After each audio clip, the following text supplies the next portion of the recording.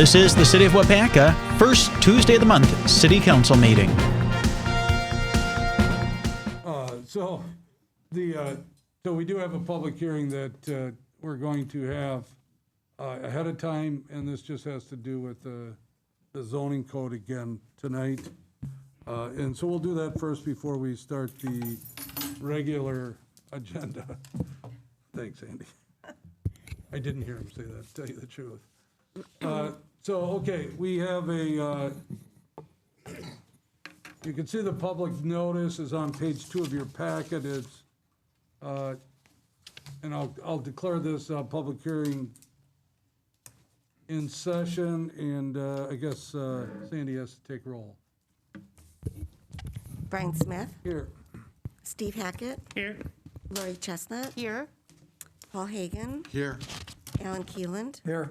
Scott Perchatsky. Here. Dave Peterson. Here. Paul Mayo. Here. Dimitri Martin. Here. Mary Fair. Here. And Eric Olson. Here. 10 present. We have a quorum. This has got to be the first time we've all been together since, what, last March. May? March. March, do you think it was? April, March? probably. That far back, huh? Wow. You all look the same. So, welcome, of course.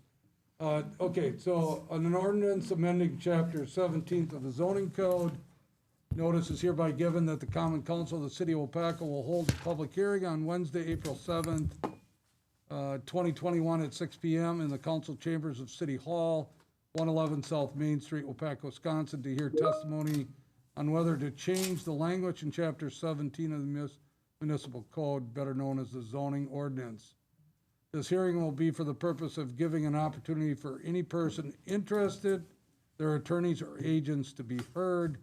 This meeting will be located at the City of Waupaca Council Chambers with options to attend physically or virtually via video teleconferencing.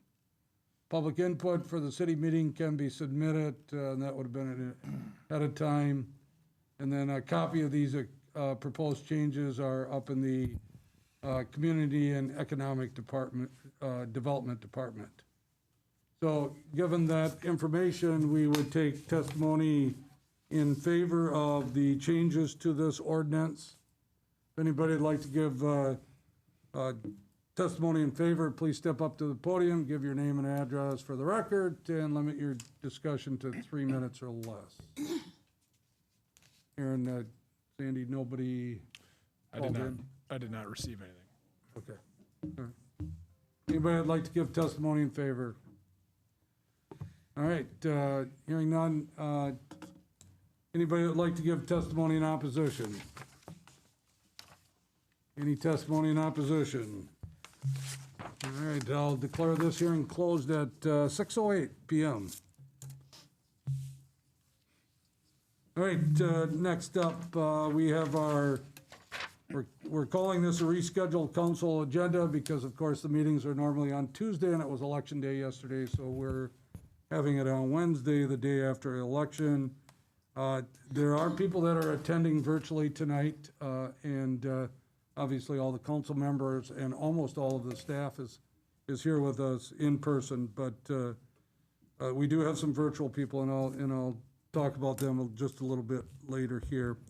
So I'll call this meeting to order, and let's begin with the Pledge of Allegiance. I pledge allegiance To the flag of the United States of America, and to the republic for which it stands, one nation, under God, indivisible, with liberty and justice for all.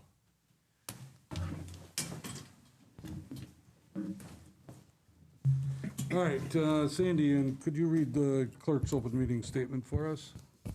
This meeting and all meetings of the Common Council are open to the public. Proper notice has been posted and given to the media in accordance with Wisconsin state statutes, so the citizens may be aware of the time, place, and agenda of this meeting. All right, Dan, take roll again for us. Brian Smith. Here. Steve Hackett. Here. Lori Chestnut. Here. Paul Hagan. Here. Alan Keeland. Here. Scott Perchatsky. Here. Dave Peterson. Here. Paul Mayo. Here. Dimitri Martin. Here. Mary Fair. Here.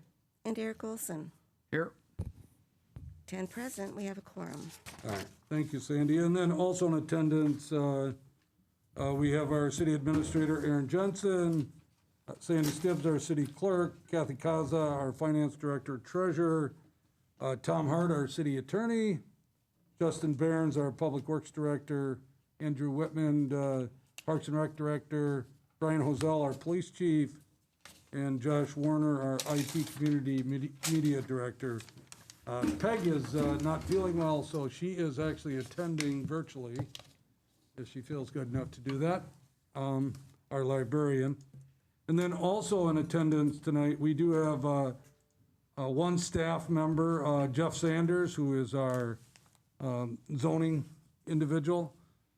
And then as community members, we have in attendance here tonight, we have Terry Schultz from the Waupaca Area Chamber of Commerce.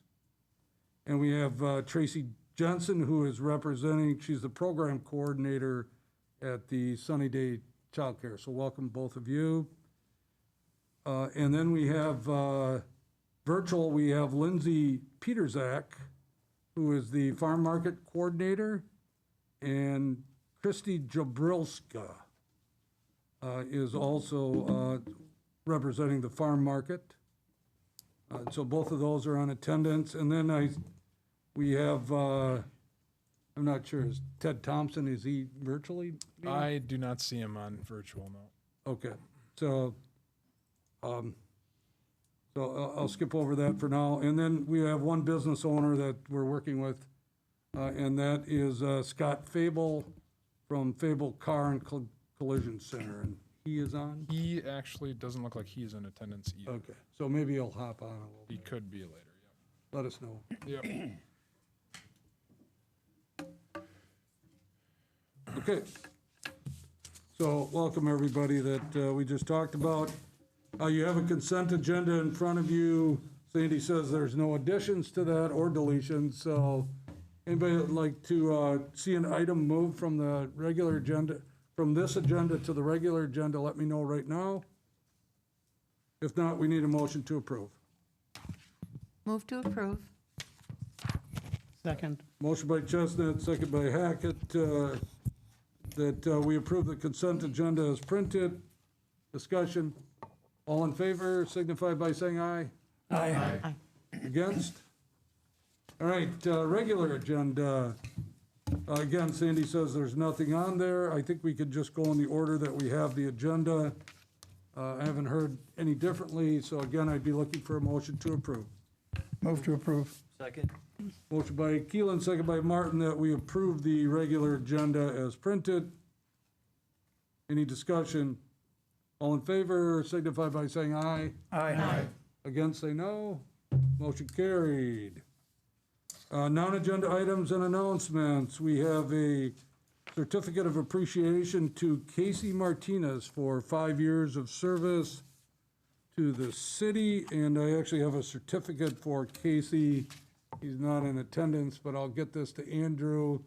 It's a certificate awarded to Casey A. Martinez in recognition of service to the citizens of Waupaca from 4/4 of 2016 till the present. Signed by the mayor and the council president. Thanks, Andrew.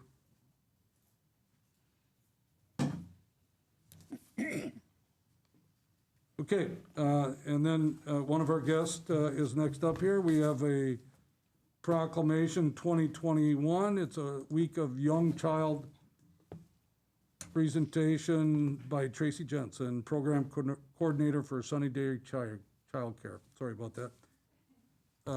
Tracy, you want to step up to the podium, please? Sure. My name is Tracy Jensen. I work at Sunny Day Childcare. I have been there probably for the past, I think it's like 10 or 15 years. I've actually had some of your children in my classroom. I started out teaching well over 20 years ago, and I am now the program coordinator at Sunny Day over on Godfrey Drive. We service about 268 families here in Waupaca, and every year we do a celebration of Week of the Young Child, and this year it's the 50-year celebration, so we thought we would let the city council know and the community know what we do over there. So, Aaron, you're going to Yeah, so Okay, I have your perfect. slides up. You tell me if Sure. I'm lagging behind, and then if I can just get you, Tracy, to pull that mic towards you a little bit, Sure. that would be great. Is Thank that you. better? That's perfect. All right. So I'm not really sure why some of the slides didn't show up. On my computer it did, but evidently on Aaron's it didn't. Anyway, it was just what makes the city of Waupaca so great. Why is this such a great community to be a part of? And it may surprise you, it starts out small. Go ahead, Aaron. While the community of Waupaca has many assets, the tiniest assets of all are our children. The development of the brain is influenced by many things, including a child's relationship, experiences, and the environment they are in. The research is clear that early care matters. So there is solid evidence in neuroscience that informs us that the early brain development plays a foundational role in learning and overall well-being. And you can just see on the graph there where the earlier environments and relationships that children have, the higher rates of high school graduation, the greater probability of post-secondary education, and the higher rate of employment and better paying jobs in adulthood. So obviously, you know, Waupaca is a great community, and I feel like that's what we're going for here, and we want to keep that going for all of our next generations. Okay, Aaron. The first 5 years of a child's life are fundamentally important. They are the foundation that shapes children's future health, happiness, growth, development, and learning achievement at the school, in the family, and the community, and life in general. Go ahead. Sometimes we've all had this where we've all lost our keys, can't figure out where we put our glasses, where we set down our phone, we felt antsy, easily lose our train of thoughts. And these are problems that may be due to executive functioning skills. So Aaron, you can go ahead and move forward. Children aren't born with these executive functioning skills. They are born with the potential to develop them. So your executive functioning skills help you with self-regulation. It kind of slows you down. It makes you think about what you're doing. And in the first 3 years, a child's brain has up to twice as many synapses as it will in adulthood. So by the time they're 2 years old, they have already had that many connections with their environment, with their families, with relationships overall.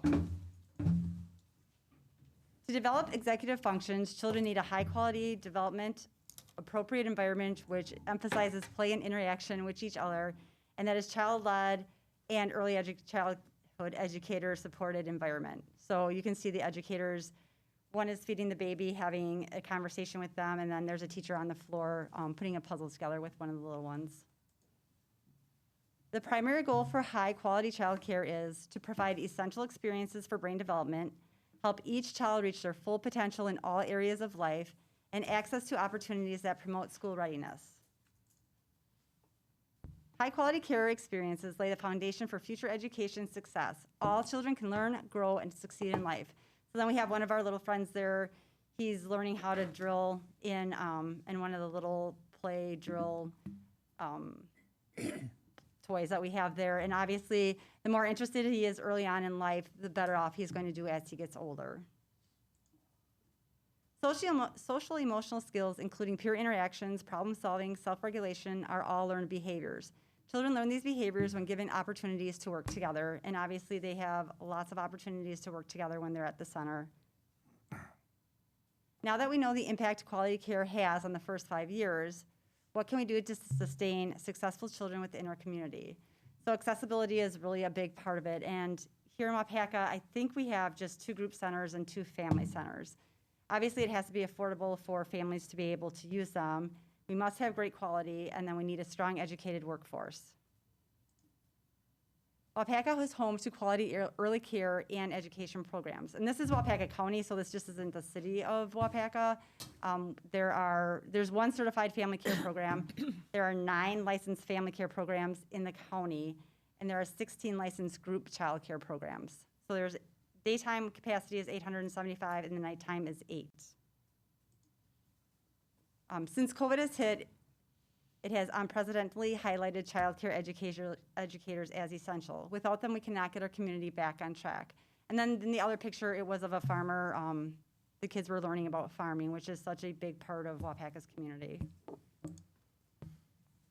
So COVID has taken a toll on child care centers in our area.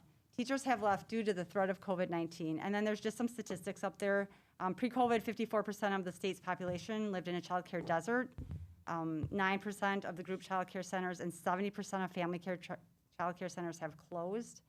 Today, 15% of our pre-COVID-19 group child care centers are now in temporary or permanently closed programs, which translates to a loss of approximately 25,000 regulated child care slots. So the National Association for the Education of Young Children recently released a report showing that without major federal relief packages, up to 80% of child care programs will be closed by the summer of 2021. During COVID, obviously, we've all had to make quite a few changes. Sunny Day was closed, I believe, up until May. They reopened May 4th, so it was probably March, April, and then May 4th we reopened. But obviously, we gloves, masks, we have sanitizing foggers, so we take every precaution we can. You know, when you have a baby or a 1-year-old, they do not social distance at all. So we're doing the best that we can in that, and obviously, we had to put money into different personal protective equipment. Our gyms have now become classrooms. We have, obviously on Wednesdays, Waupaca does not have school, so kids bring in their Chromebooks, and we've learned to adapt and work with the kids as much as we possibly can to keep them successful in school. Prior to COVID, low wages and lack of benefits have driven early childhood educators from the field. The median is $10.66 cents an hour, so that only comes out to $21,000 a year. So it's been incredibly challenging to find early child care workers.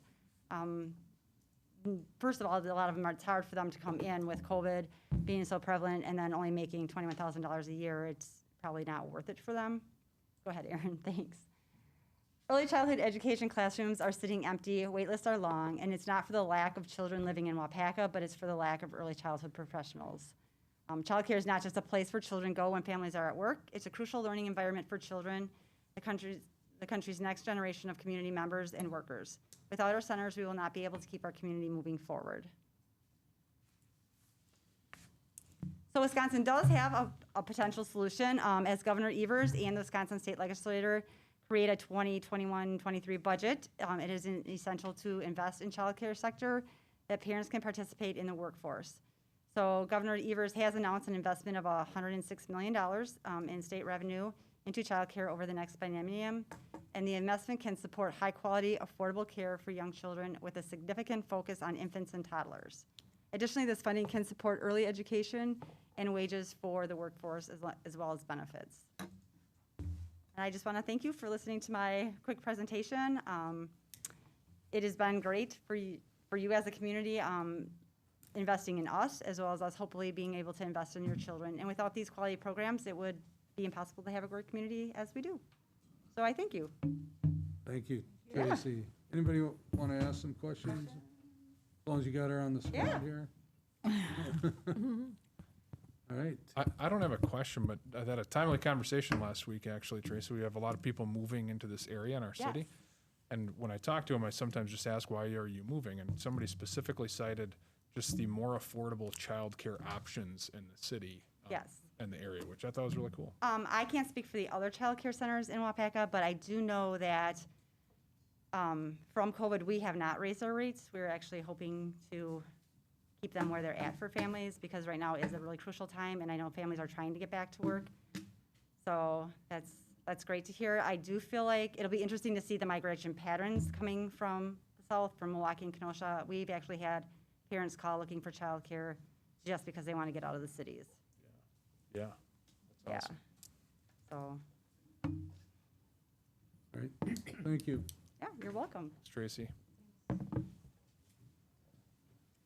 Proclamation. Okay. To go along with her presentation, we actually have a proclamation in here, and as standard procedure, we do read the proclamation, so I'll go ahead and do that. Whereas the first year of the child's life are the period of the most rapid brain development and lay the foundation for all future learning. Whereas the children's cognitive, physical, and social, and emotional, and language and literacy development are built on a foundation of children's positive interactions with adults, peers, and their environment. Whereas participation in high-quality early childhood education saves taxpayer dollars, makes working families more economically secure, and prepares children to succeed in school, earn higher wages, and live in healthier lives. Whereas high-quality early childhood education depends on high-quality early childhood educators who ensure that children supported by families have the early experience they need for a strong foundation.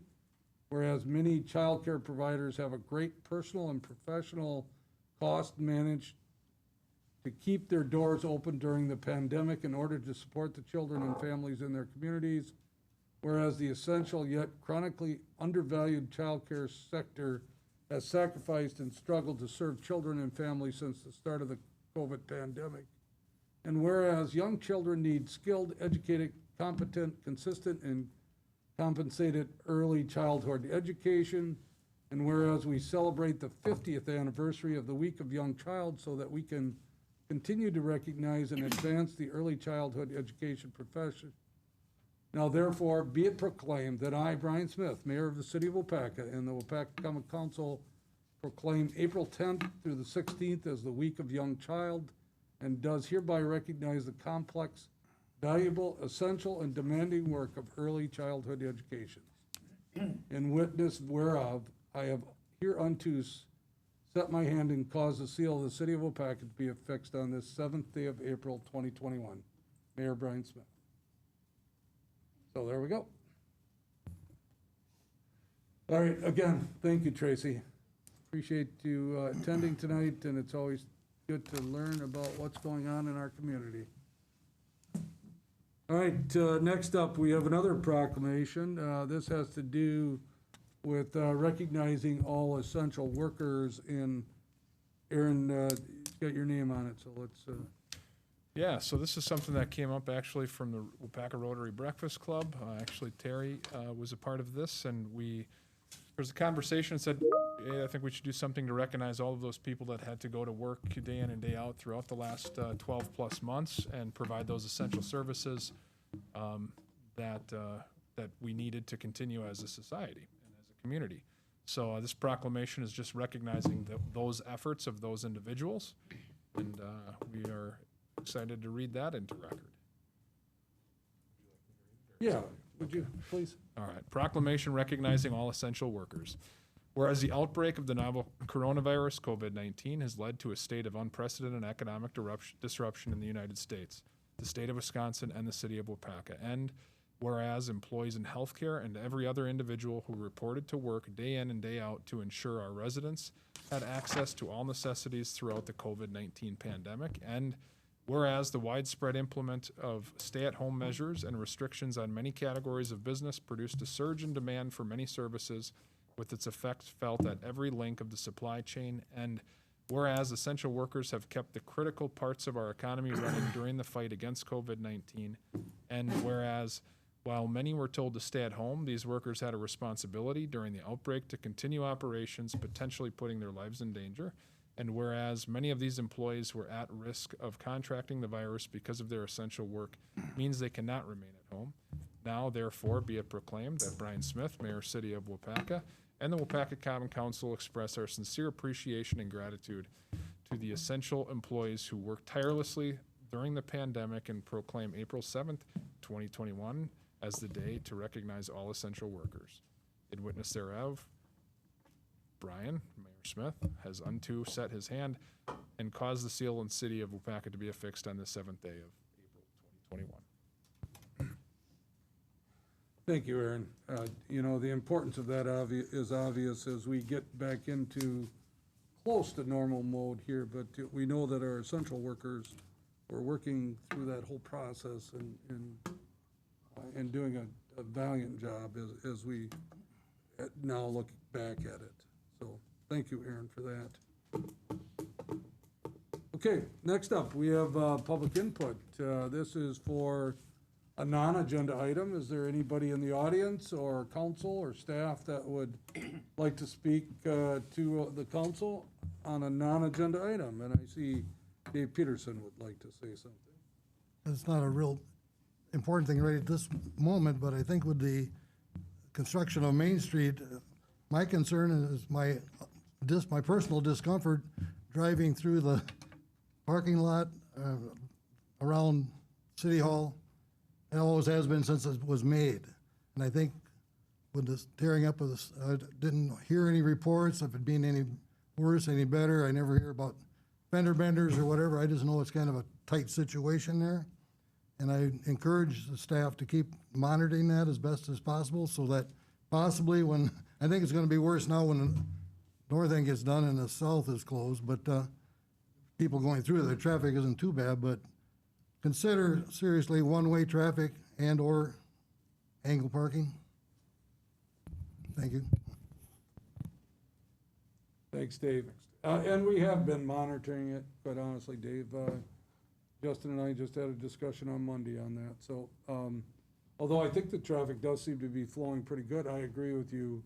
Once you start doing South Main, you're not gonna be able to turn south on Main Street anymore, so you're gonna have to go through that or turn on Washington Street. So I think we need to get the word out that Washington Street is a nice wide street for people to go down if they wanna, get over to Badger Street and to the other side of town. So we'll certainly work on that.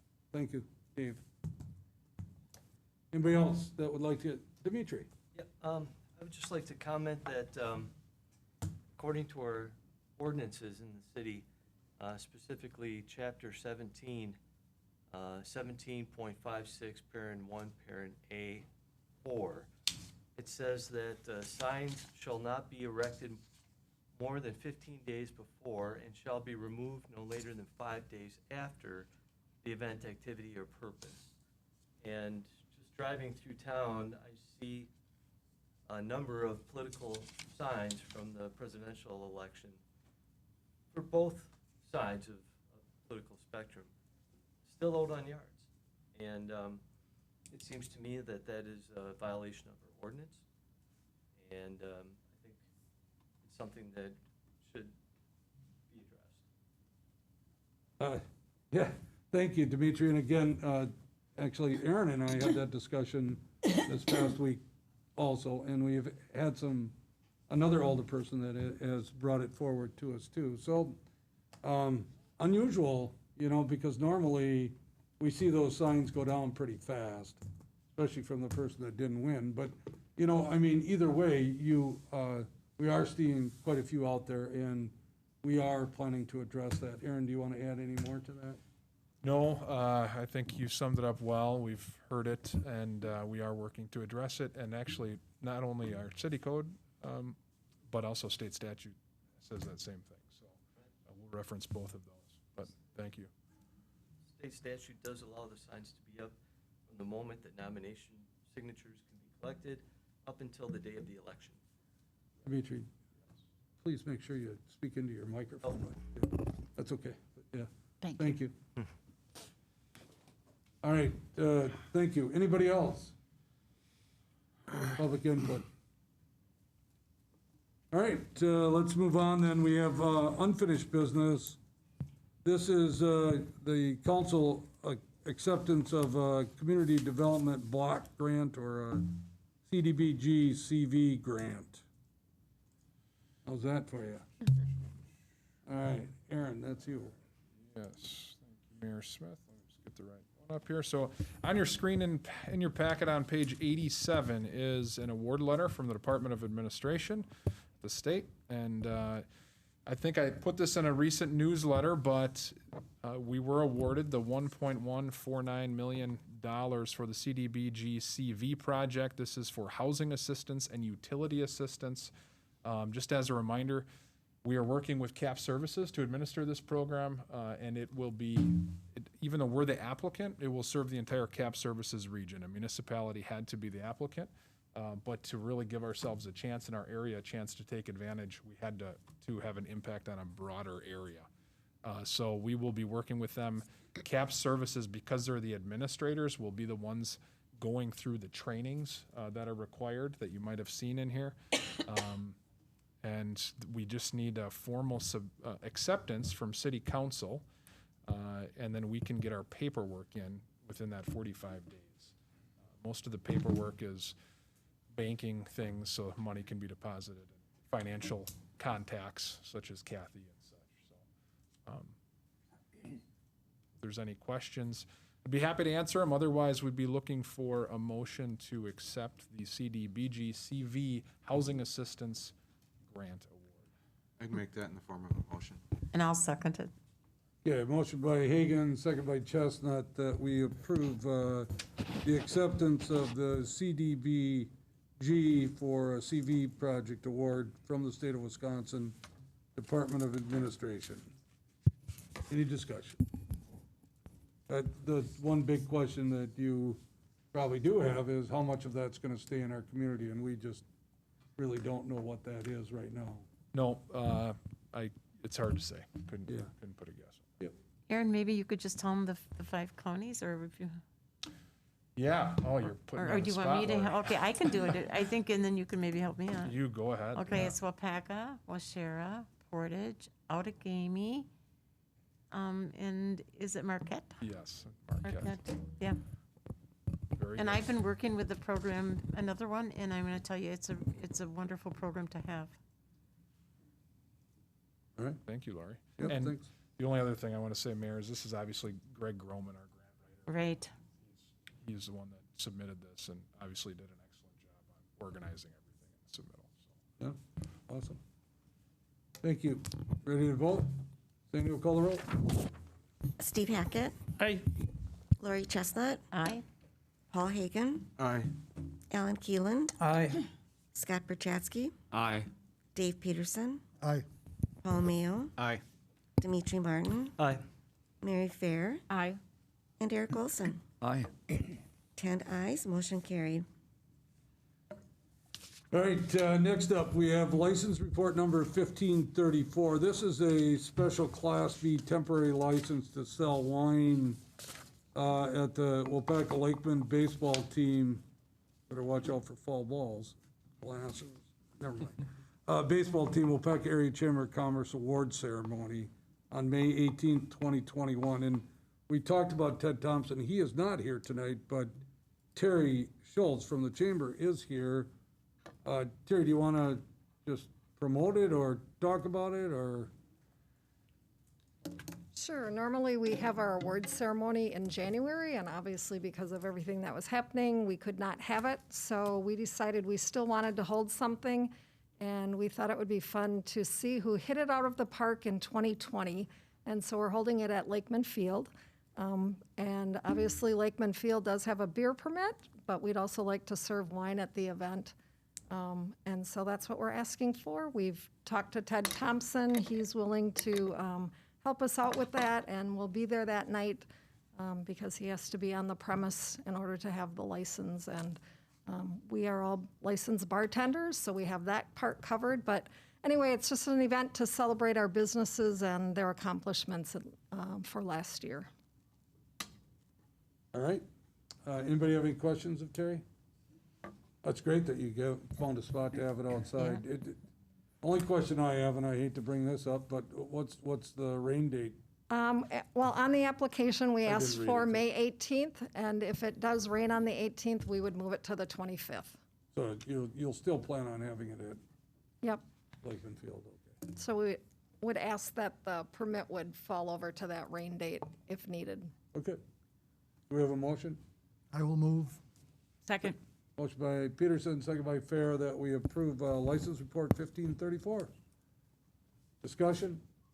All in favor signify by saying aye. Aye. Against?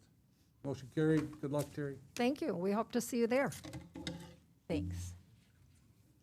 All right, next up, we have a request to use 205 West Fulton Street for and that's the former Midtown Motor property, just so we get a picture of that. But West Fulton Street for the 2021 farm market, and we have Lindsay Peterzak is on, and I'm assuming Christy Jabrowska is also going to participate in that. So they are virtually attending, so I'll turn it over to you, Lindsay.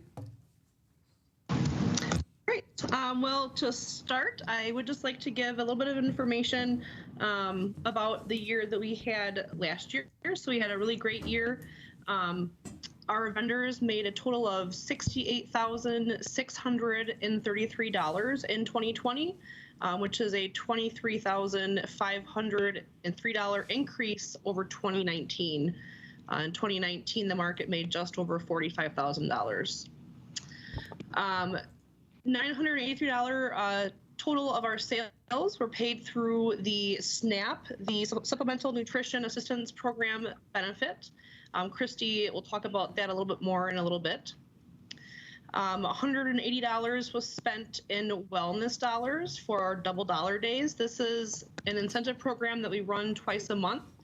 So those that have those SNAP benefits, when they come and swipe their card on that day, the market matches them up to $10 of their swipe. So we had $180 worth of that incentive used this year.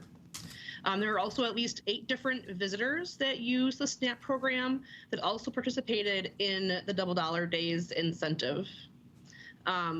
Christy's going to speak a little bit more about that program and its importance to our community and the market. Yeah, thank you.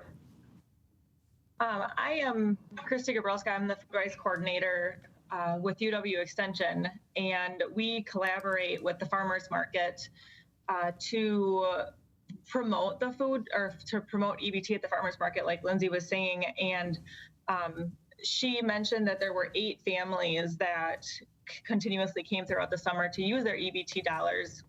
And what that looks like, if you're not familiar, it looks just like a credit card, and they can swipe it right at the farmers market, which is really very easy and convenient, but a lot of families don't know that they can use it now. So we use it at the farmers market. So we have been collaborating with the food pantry and WIC, Head Start, other partners in the community that serve low-income families, and trying to let them know that they can go down to the farmers market and use their benefits there.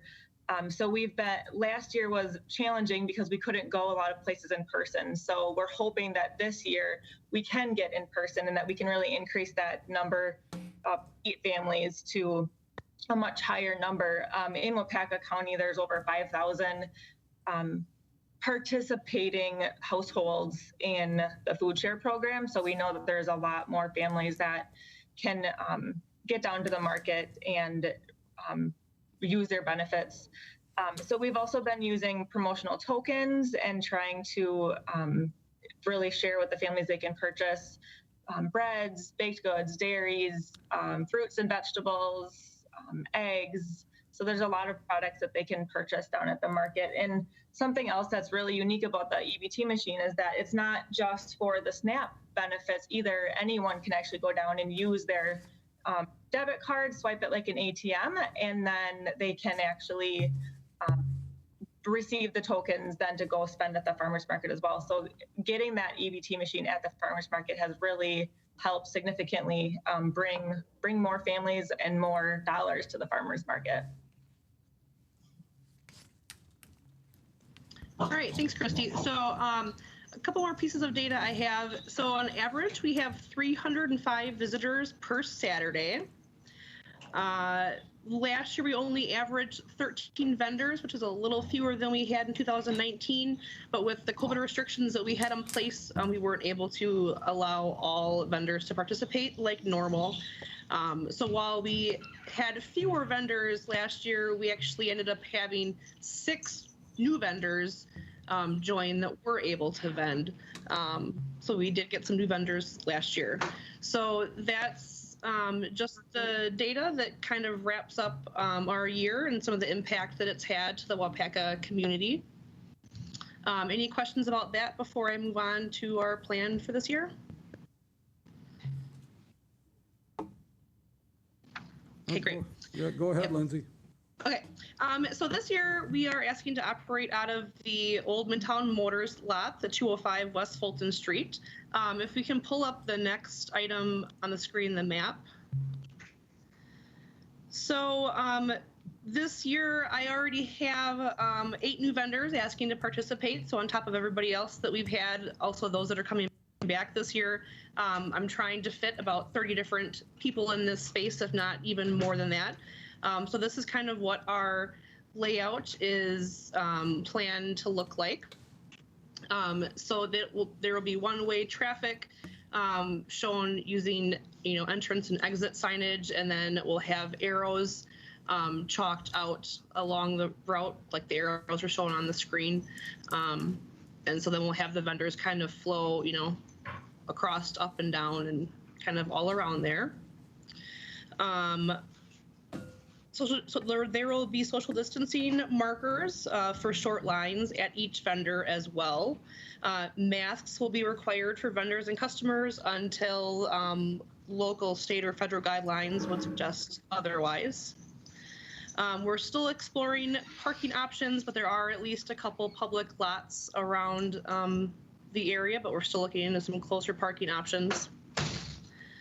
And then another change for this year is that double dollar days incentive that we were talking about with the SNAP program.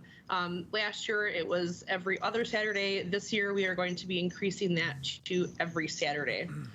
Something else that was kind of fun to bring up. So with that, again, any questions on the map or the plan? And if not, that's all I have. Okay. Thank you, Lindsay. All right, any discussion at this time, or would anybody like to make a motion to look at changing the placement of the farm market for this year? Move to approve the change for the farm market. Second. Okay, we have a motion by Chestnut, second by Keelan, that we approve moving the farmer's market to 205 West Fulton Street for the 2021 farm market for each Saturday during the 2021 season. Any discussion? I just had a quick question. Yeah, go ahead. For the EBT machine, you said it would take debit cards. Would it accept credit cards also? Yep, it does debit and credit. Okay, thank you. Yep. All right, any other questions? Comments? Ready to vote? All in favor signify by saying aye. Aye. Against, say no. Motion carried. Thank you, Lindsay and Christie. Thank you. All right, next up, we have on page 97 of your packet, we have a conditional use permit for Fable-East LLC for 270/282 Grand Seasons Drive. And we have our zoning administrator, Jeff Sanders, with us tonight virtually. So Jeff, I'm gonna turn it right over to you. Thank you, Mr. Mayor and members of the council. You may recall when we updated the zoning ordinance back in November, one of the uses that we added were Category N heavy-duty vehicles, trucks, buses, coaches, tractor trailers, and the like, the sales and service and repair of such as a conditional use in the B4 district. Fable-East purchased the property across from their existing property. It's the vacant, well, the semi-vacant structure at 270 Grand Seasons Drive. They're proposing to use it for that purpose. A conditional use permit is required, and you'll notice at the bottom the 5 specific conditions. We have an approved site plan or a recommended site plan for approval that will be coming before Plan Commission in what, 8 days, correct, Aaron? Yep, April 14th. We're setting timing for the delivery and display and movement of trucks so as to not be problematic from a noise standpoint or a disruption standpoint. Although again, we're talking about a property on the west side of the highway interchange. And as with all conditional use permits, any changes to the property, any substantive changes, whether that be the addition of new structures or a change in use, will require an amendment to the conditional use permit. And the conditional use permit will be valid as long as the use in question is maintained compliant with the zoning ordinance. I'd be happy to answer any questions the council may have.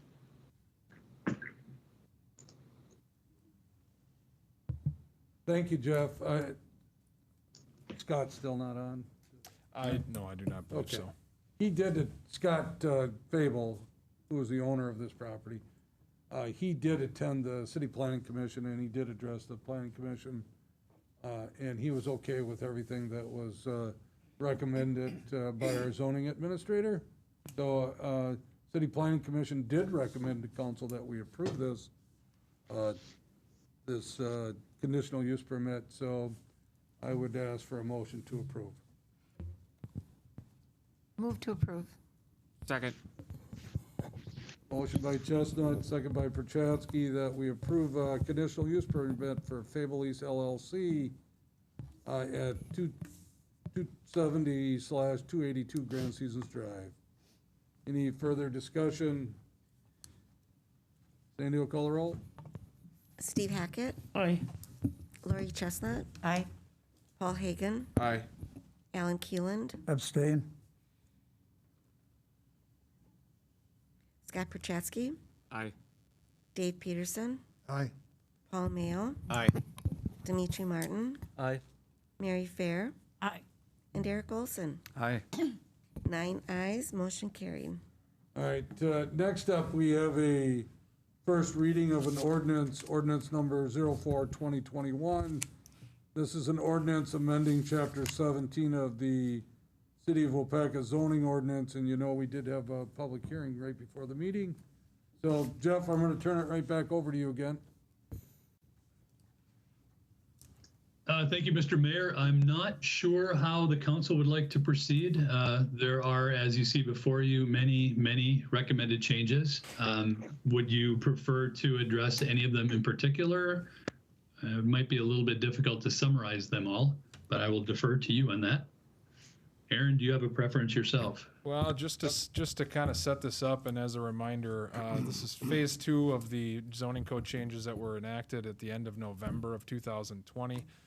This is a process we anticipated going through, cleaning up some of the things that maybe we meant to have worded differently in the first round, or adding some things that we intended to have in that first round. So yeah, no, other than that, Mayor or Plan Commission members, you guys have any thoughts on how you'd like to proceed? Yeah, well, Seeing this? I mean, I don't want to do what happened in Washington DC, but, you know, and have them read it verbatim, but Jeff, is there, Mr. Mayor, I'd be happy to summarize some of the key doing here. recommendations, if you'd like. What's that? I'd be happy to summarize some of these key recommendations, if you'd like. Yeah, I think you should, really. I mean, these are really important things that we're working on here, and I know we don't want to spend any more time than we have to together, but I think there are some items on here that Jeff should explain. Don't forget, obviously, council, this is a work in progress, obviously, as we work through this, but once we put it in ordinance format, we're hoping we can keep it that way without making many changes in the future. So, yeah, Jeff, please do. Thank you, Mr. Mayor. So the Fulton Street Corridor Overlay District, we all remember going through that in November. All I did was reformatted that section to make it more clear that these requirements applied to all uses within the corridor, not just mixed uses. The way it was worded in my original draft, it could have been misinterpreted. It could have been interpreted to apply only when you have one parcel or one structure sharing multiple uses. That wasn't the intent. I noticed that after we kind of got into the application of the FSC overlay. So this is an attempt to clear that up. The Homeless Shelter Overlay District, that results directly from Foundations for Living's property. What we noticed is at present, Foundations for Living is located on a property zoned I-1 light industrial. But there are no real provisions, or there were no real provisions within the old zoning ordinance for the types of uses that Foundations for Living has. And what I mean by that is, in addition to a shelter element, there's a retail element, there's a training element, and there are offices in that structure.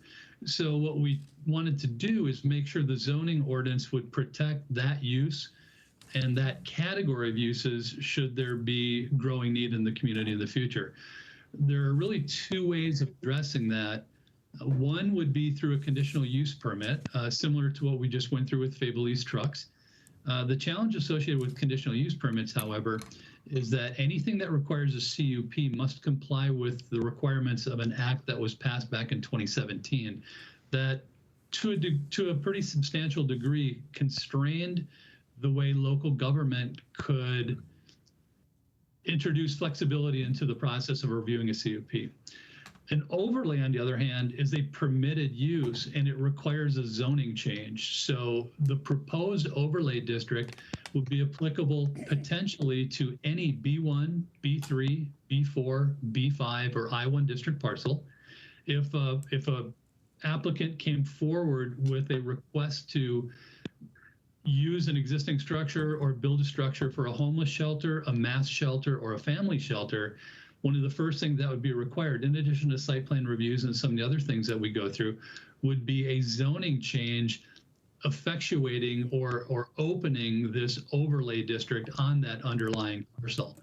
The advantage there is it goes through a public hearing, as all zoning changes do. So the community would have an opportunity to provide input, but there's much more flexibility for you as a council to determine the requirements, restrictions, standards that you would apply to that district or to that use.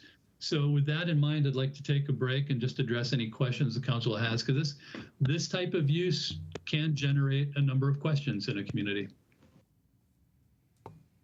Anybody have any questions at this time? Go ahead, Jeff, continue. Yes, sir. Back up to the top. So there were some changes and corrections to the table of contents. There were some housekeeping, which you see at 17.0062 intent and establishment of zoning districts. We talked about the overlay a moment ago. There are some clarification in uses. So we've had drive-up windows at almost all of the fast food restaurants in the city of Waupaca for quite some time, but the ordinance actually didn't allow for it. The ordinance had something called a drive-in, and a drive-in is, you have that mental image of American Graffiti and Mel's Drive-In from the 1950s. It would be where you pull your car up, order, and somebody brings food out to your car. So we're just clarifying that by adding the drive-through component for a fast food restaurant where, again, you're picking up your food at a drive-up window. We also wanted to add the walk-up order service as well in response to a number of businesses in the community directly related to COVID-19. This would be not just for restaurants. This would be applicable for non-restaurants as well. So if we found ourselves in a situation similar to what we had to go through in 2020 at some point in the future, retail operations could open up some means of using a walk-up window for sales. In terms of permitted and conditional uses, this was an error on my part. The pre-existing zoning ordinance effectively allowed for the Waupaca Country Club to exist in the A1 district as an outdoor commercial use. When we updated the zoning ordinance, I neglected to place a P for permitted in outdoor recreation commercial in the A1 district, which effectively meant that the Waupaca Country Club became a non-conforming use. Clearly not something the city wants, certainly not something the country club wants. So this is just a housekeeping tool, a housekeeping measure to bring that back into compliance. The R2 two-family residential, I apologize, let me back up. The short-term rental of dwelling units, that is a result of a state law, which basically says if a dwelling unit exists within a district, that dwelling unit must be available as a short-term rental. Short-term rentals are things like Airbnb and Vrbo and other tools. The R2 two-family district, again, this was an error on my part. I inadvertently typed 450 square feet instead of 650 square feet. So we're addressing that and cleaning it up here. There's language in the B4 strip district that had to be amended. To clarify that certain utilities were allowable as permitted uses within the PUL Public Facilities District. I mentioned a moment ago, the FSC overlay amendments you see before you are not substantive amendments. They're only formatting intended to ensure that all of the applicable standards apply to all uses within the Fulton Street Corridor overlay, not just mixed uses. That takes up quite a bit of the page. We get down to page 6 of the report, and that's the section on homeless shelter overlay district I mentioned a moment ago.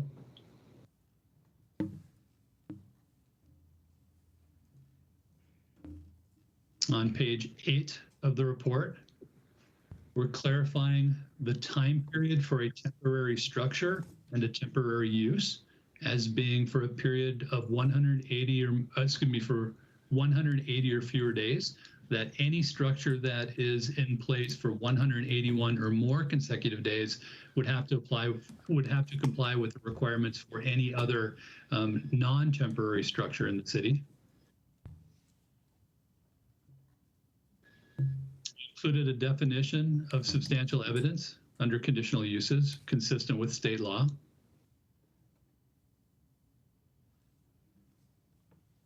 The mobile towers language was a formatting correction.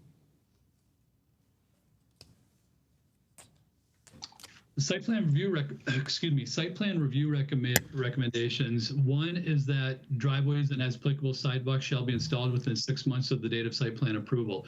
Now, this is in there because it was part of the draft that I put in. My understanding is the Plan Commission is not recommending that. Aaron, is that correct? Say that one more time, Jeff. So item 5, driveways and sidewalks. Driveways and, as applicable, sidewalks shall be installed within 6 months of the date of site plan approval. Am I correct that the Plan Commission was not recommending that to be included? That's correct. We, our building inspectors have worked with builders, whether it's residential or whatever, when it comes to that, depending on weather. So, and that's worked for us in the past. I believe the same would apply to landscaping. So there's a requirement that the ground be covered with appropriate landscaping to retain soil. Exterior lighting shall be designed, located, and shielded so as to ensure no spillover onto an adjoining parcel. So that is going to be part of all new development in non-residential zoning districts.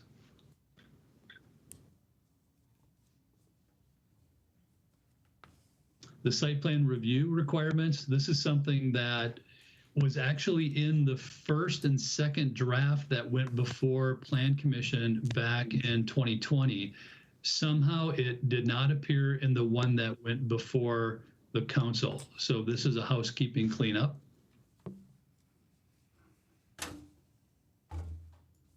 At the bottom of page 9, site plan review, we're just making a note that pre-application consultation is not required for development on single-family parcels or two-family parcels, not something that was intended by the Plan Commission or the council. We just want to make sure that's clear. And I'm not sure this one, section 3.188 sub 8 sub A1H is actually written as correctly. One of the things we were recommending is that scaled architectural plans illustrating the design and character of proposed structures. No, I take that, I apologize, that's correct. This one, that's a recommendation to make sure that when a single family dwelling or two-family dwelling is built, that the appropriate architectural plans are provided so we can determine height and other design requirements. The two site plan reviews were cleanup, particularly the second one. Want to make sure that a plative survey, when a plative survey is required, it's to a recognized engineering scale. We still have some flexibility within the site plan review process to not require a plative survey based upon staff recommendation.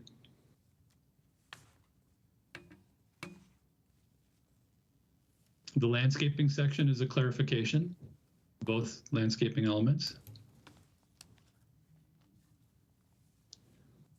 The sign permit requirement is to clarify what exactly it means to install a sign or what requires a sign permit. So the language previously was much more abbreviated as a result of a Supreme Court decision back in 2015. We had to make sure that we're identifying exactly what constitutes a sign requiring a permit. That's the language you see before you. We're amending signs not requiring a permit to allow no more than 2 window signs, neither of which shall exceed 2 square feet in area. And this is in a non-residential zoning district. This is not the open for business sign or the hours of operation signs. Those are specifically excluded from requirements, but these are conventional window signs, making sure that they can be installed without having to go through the process of requiring a permit. The same applies for 2 door signs, neither of which exceed 2 square feet in area.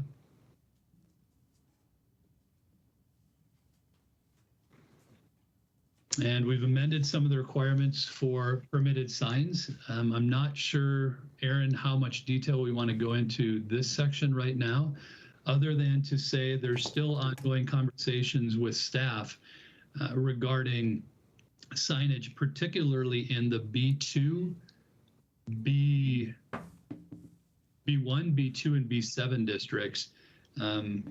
Aaron, is that something that we're broaching tonight, or is that going to be for a future meeting? Well, I anticipate we'll broach it at the next Plan Commission meeting. Does anybody have any specific questions in this area? Otherwise, we will just, you'll first hear about it at the City Planning Commission meeting. I don't think Just it's the next. real brief summary. The 1997 ordinance was quite flexible when it came to signs, particularly with regard to their size and their location. The 2006 ordinance made the, how do I say, it established more restrictive standards for those signs. The November 2020 ordinance went back a little bit more towards restrictive, and I think it's become apparent to staff that there's a desire to go back to something like the ordinance back in 1997. And that would effectively be no setbacks whatsoever for signs within the B1, B2, and B7 district, and would allow considerably larger signs up to 100 square feet in face area. So something that I think Plan Commission is going to consider, and they'll probably be bringing back to council in the not too distant future.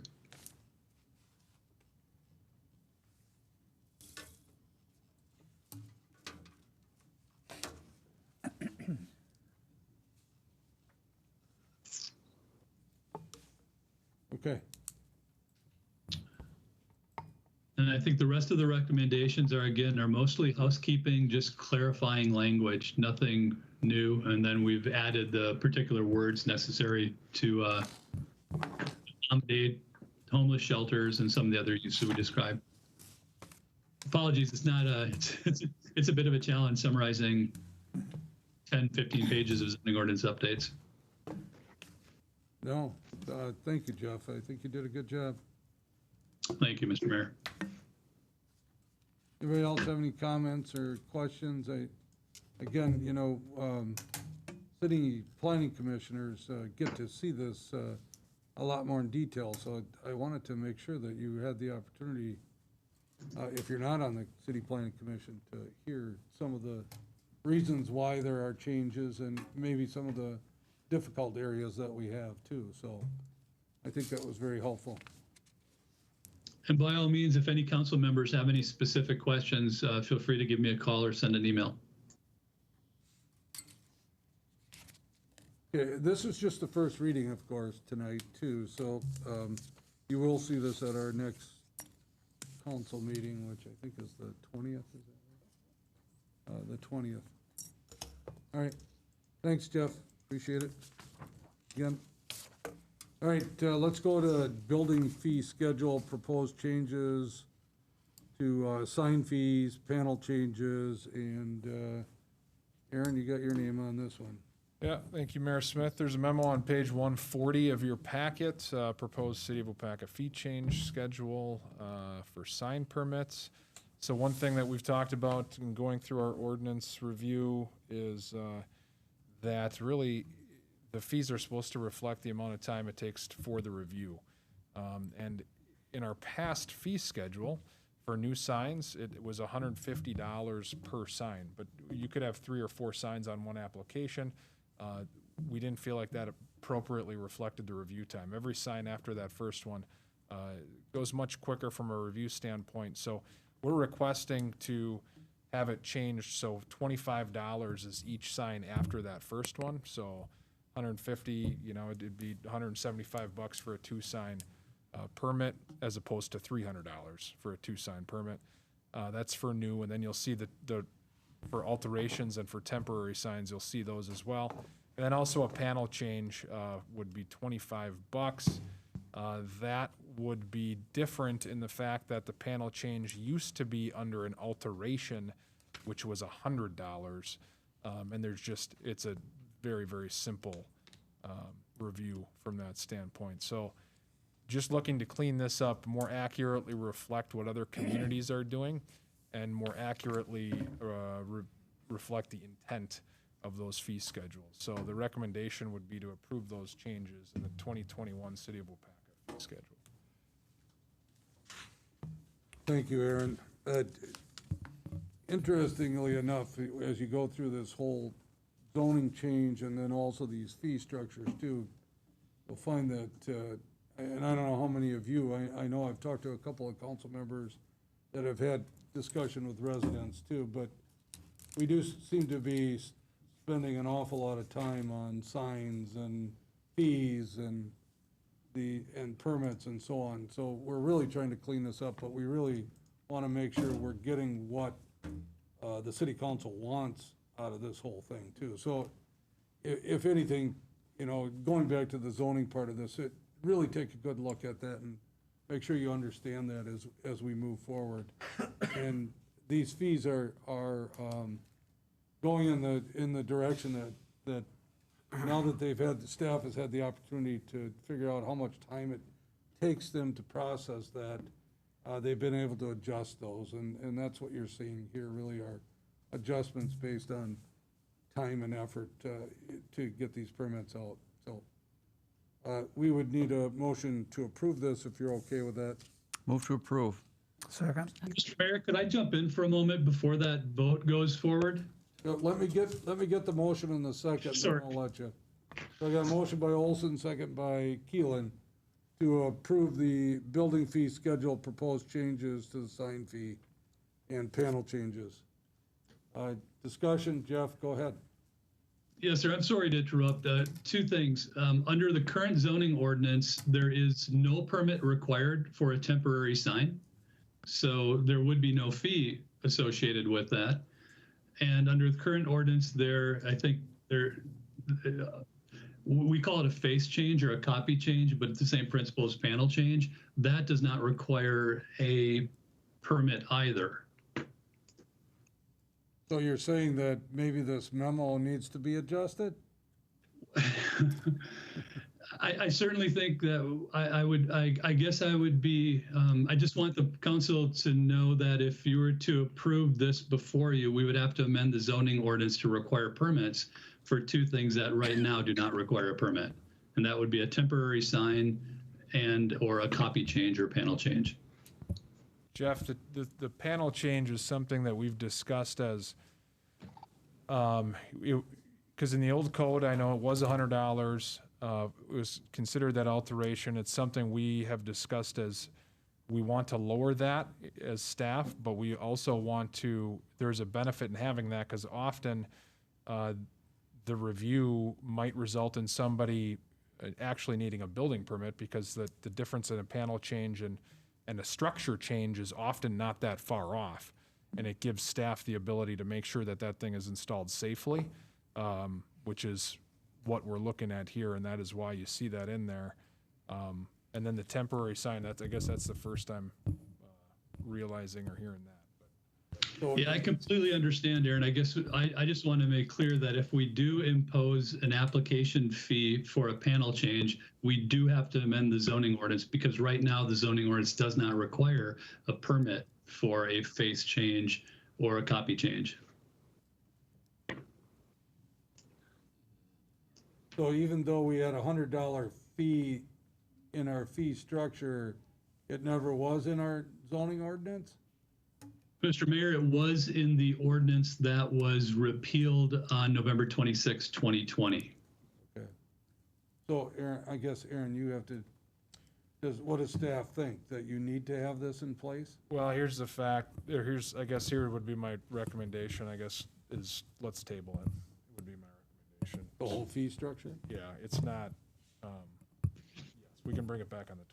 Yeah, I guess we should have all looked at that a little bit more too, because we're probably gonna see some issues with the temporary sign too, so I think, let's send that back to city planning and talk about that there, and then bring that forward. Eric, are you okay with tabling that? Alan? Yes. Okay, so that's been rescinded. Can I ask a question, please? You can, Mary. What is the difference between, what is a panel change? Or the difference between a alteration and a panel change? Jeff, you want to explain that? Yes, sir, and yes, ma'am. The way the ordinance is written right now, a permit is required, permit shall not be required for the following. And sub A is a change of copy of any sign, nor for the repainting, cleaning, and other normal maintenance and repair of the sign and sign structure. So the interpretation of that would mean if you had a sign that had, let's say, an aluminum or a vinyl sign panel on it, and we removed that panel and replaced it with a new panel exactly the same size and exactly the same position, that would be a change of copy that would not require a permit. If you removed a panel and you put in something that was substantively larger or different than the existing, that would be a change in the structure of the sign, and that would require a permit. Is that clear enough? Yes, I believe so. Thank you. You're very welcome. Anybody else? So we're going to table that, and we'll see it at a future meeting here.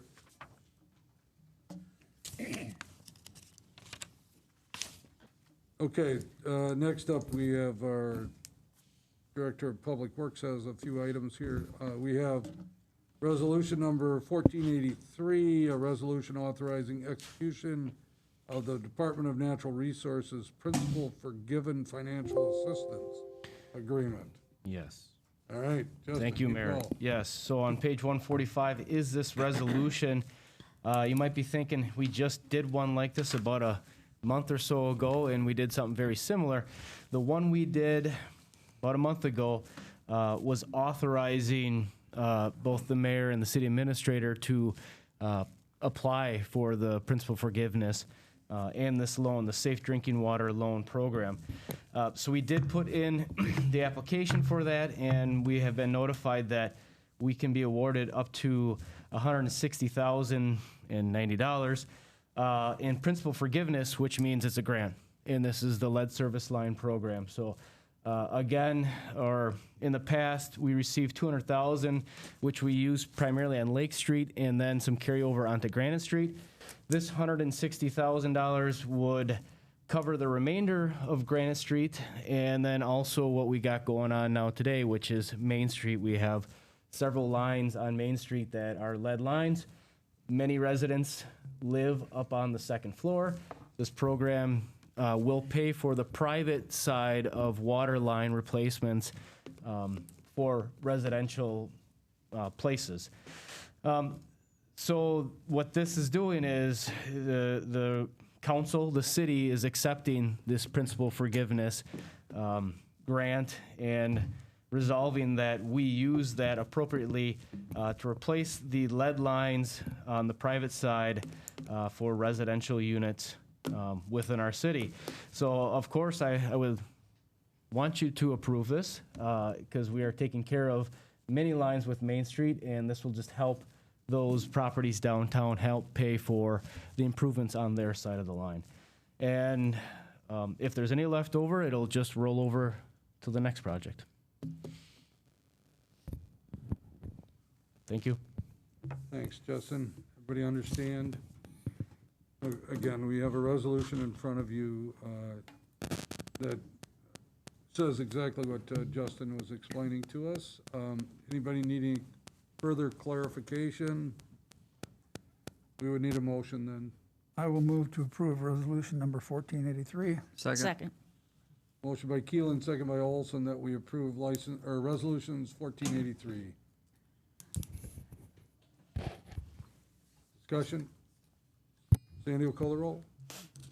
Steve Hackett, Aye. Lori Chestnut, Aye. Paul Hagan, Aye. Alan Keeland, Aye. Scott Perchatsky, Aye. Dave Peterson, Aye. Paul Mayo, Aye. Dimitri Martin, Aye. Mary Fair, Aye. and Eric Olson. Aye. 10 ayes, motion carried. Hey, Mayor, I have a question for Justin. Yes. I'm just curious, what do you do with the lead that you replace? It gets disposed of properly. So it's brought to specific facilities. What they do with it there, I really don't know. But Okay. there is specific places that it can be brought to. So do we pay for that?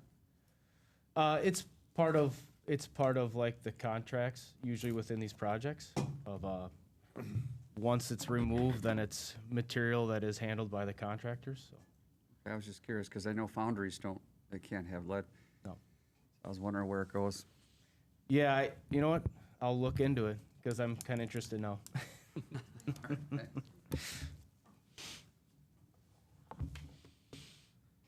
Okay, anybody else have any questions on that? All right, let's go to, again, this is Justin, this is Street Department skid steer equipment purchase. Yes, thanks, Mayor. So this starts on 146, the packet goes to 150. Our current skid steer within the street department is a 2011 New Holland. It's 10 years old. So what we've looking at is a piece of equipment that's getting a little long in the tooth, and the maintenance of it is starting to climb up there. So we were looking at options of what we could do with this piece of equipment. Purchase of a brand new one, we believe, is going to be roughly $45,000, and that does not include any of the attachments. So what we would like to do is go into a lease program or a rental program with Swiderski equipment right here in town. We do that already with our tractor. Parks does it with their mowers. And basically for every hour we put on this rented equipment, it costs us $15 an hour, max up to 200 hours a year. Typically we do not quite hit that number. So we budget, within our maintenance program, our maintenance for this equipment. So we know that it will not cost us any more than $3,000 a year. That is on the worst years, you could say. We have maintenance on this equipment no matter what, especially when it gets older.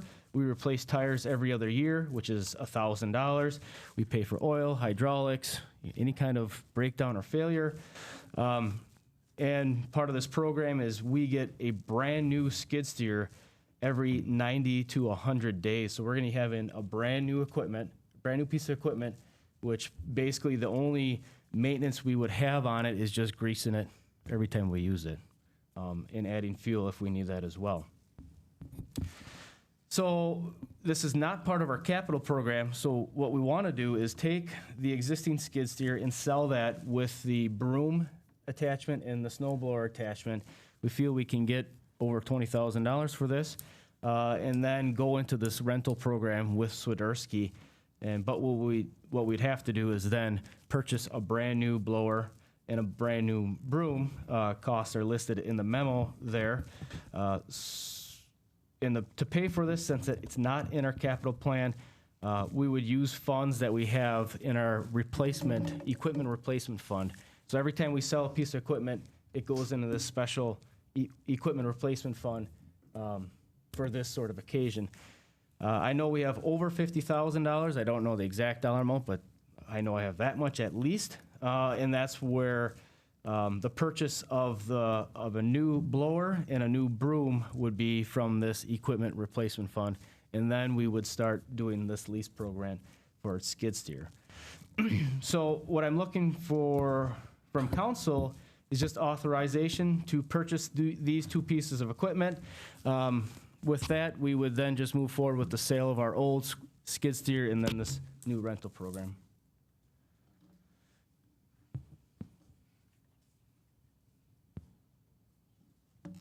Okay, so again, Justin, so the cost of this is going to be $14,197.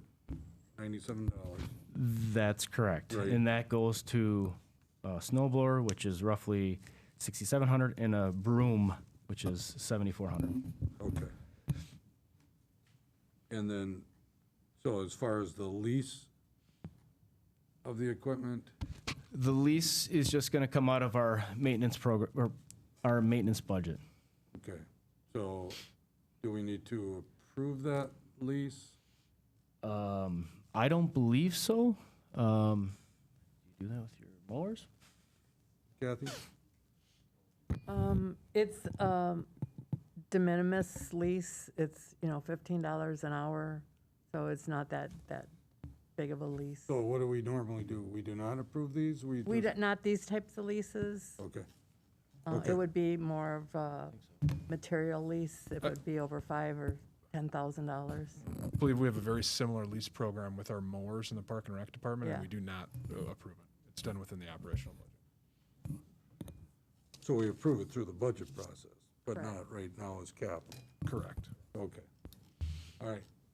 Scott, go ahead. Justin, is this a one-year lease, or and then every year we'll come back and have to re-lease, or how is this? No, we can bail out anytime we want. So if we start this lease program, let's just say we do it for 3 months. Okay. And we decide, well, maybe we just want to buy our own, we can do that at that time. So it's pretty much, there's nothing really binding to it. And you said they're going to basically give you a brand-new skid steer every 100 days if you continue this lease, is that correct? what That's I'm reading? correct. Yes. Huh. Okay. Sounds reasonable, I guess. Sounds like a win? Is that what you're saying? Maybe I should get a new lawnmower. You can get a used skid steer in about 100 days. 3 weeks. Okay. All right, we're looking to purchase a new street department skid steer broom and snow blower, and the amounts add up to no more than $14,197, and this is being funded out of the Public Works Equipment and Replacement Fund. So move. Motion by Hackett, Second. second by Chestnut, that we approve of this purchase. Any discussion? Sandy will call the roll. Steve Hackett, Aye. Lori Chestnut, Aye. Paul Hagan, Aye. Alan Keeland, Aye. Scott Perchatsky, Aye. Dave Peterson, Aye. Paul Mayo, Aye. Dimitri Martin, Aye. Mary Fair, Aye. and Eric Olson. Aye. 10 ayes, motion carried. All right, next up, we have, again, Justin here, water tower cleaning and inspection, 2021. Thank you. So starting at 151 and to 155, memo plus some additional information. So in our water utility, we have two towers, and a standpipe, basically 3 towers. They have to be on a 5-year maintenance schedule. That's a DNR requirement. And they basically dictate what needs to be done with it. So every 5 years, we have to clean and inspect them. And there is a rotation. Sometimes the towers are drained, sometimes they're left full. So this is second time I've done this. And so we did get 3 proposals, which are listed on there on the memo. You can see a range of $16,000 to $26,000, with water tower clean and coat being the low. They did that work for us, or the same work for us, in 2016 and also in 2011. And both times performed it and did it to DNR satisfaction and also to our satisfaction. So I'm looking for approval to go with water tower clean and coat out of Lodi. And I would like to note that on their submitted proposal, they indicated an option. So the interior inspection can be done typically with a diver that goes down in a sterilized suit, or it can be done by a robot, which is manned or operated by a man on top of the water tower. So with that option, it was cheaper or more cost effective to go with the robot inspection. We do not have a preference on that. So that's why if you look at that last page and you can't figure out how those numbers add up, there is that option in there. So going with the most cost effective option, it came out as $16,600.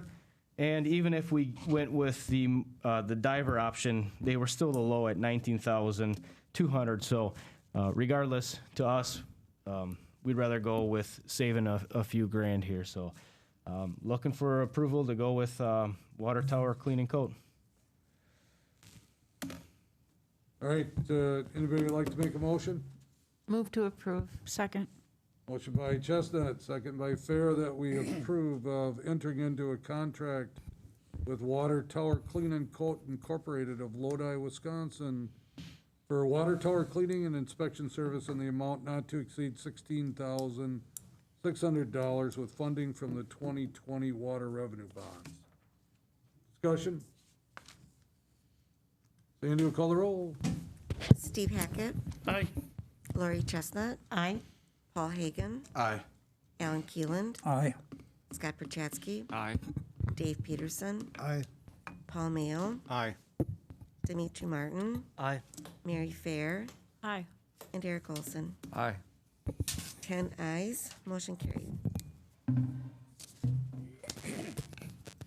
All right, we're to the license report number 1535, which is our operator/bartender licenses. You have 4 listed on there. We would just need a motion to approve. So move. Second. Motion by Hackett, second by Peterson, that we approve license report number 1535.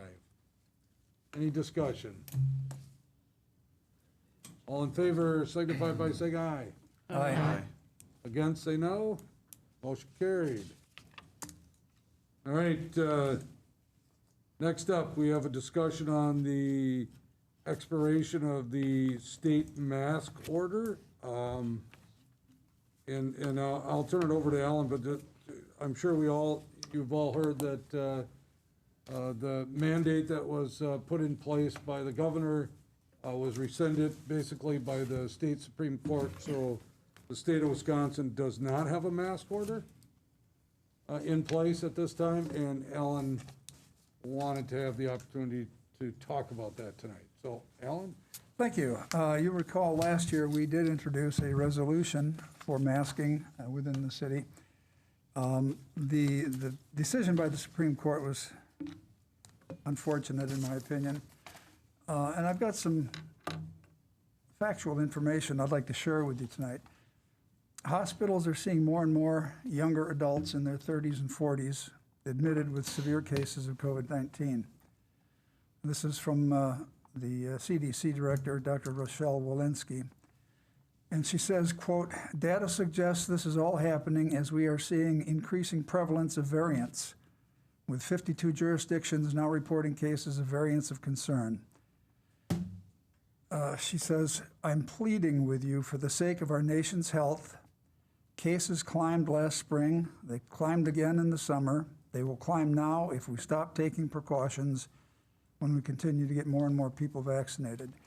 Today's Milwaukee Journal Sentinel said the average cases increased again Wednesday by 657 cases, the highest level since February 17th. The average positivity rate has been on a steady incline since March 10th, increasing again yesterday to 3.7%. The Wisconsin DHS website says we must come together as a community to protect each other and must continue following public health best practices to keep ourselves and our communities safe. These best practices include wearing masks in public spaces, staying at least 6 feet away from others when possible, washing hands and surfaces frequently, staying home if you are sick, and avoiding crowds and poorly ventilated indoor spaces. Also, according to CDC data, over 16,000 cases of the so-called British variant have been documented in the United States, and it is likely an undercount. The studies have suggested that the variant is more transmissible and likely more deadly than the one that we have been experiencing. Florida currently has the most cases of that variant. Michigan is second, and Wisconsin is third. So I'm asking that we introduce another resolution. If it were up to me, I would make it a mandate. But we have a resolution to put in place that requires masking within the city. There are certain businesses in the city that do require masking, and they enforce it. And I applaud a company like Nofke, for example, who will not serve a customer if they're not masked. I think it's important that we have that in place. We've got to protect the citizenry. Thank you. Any discussion? Paul Hagan?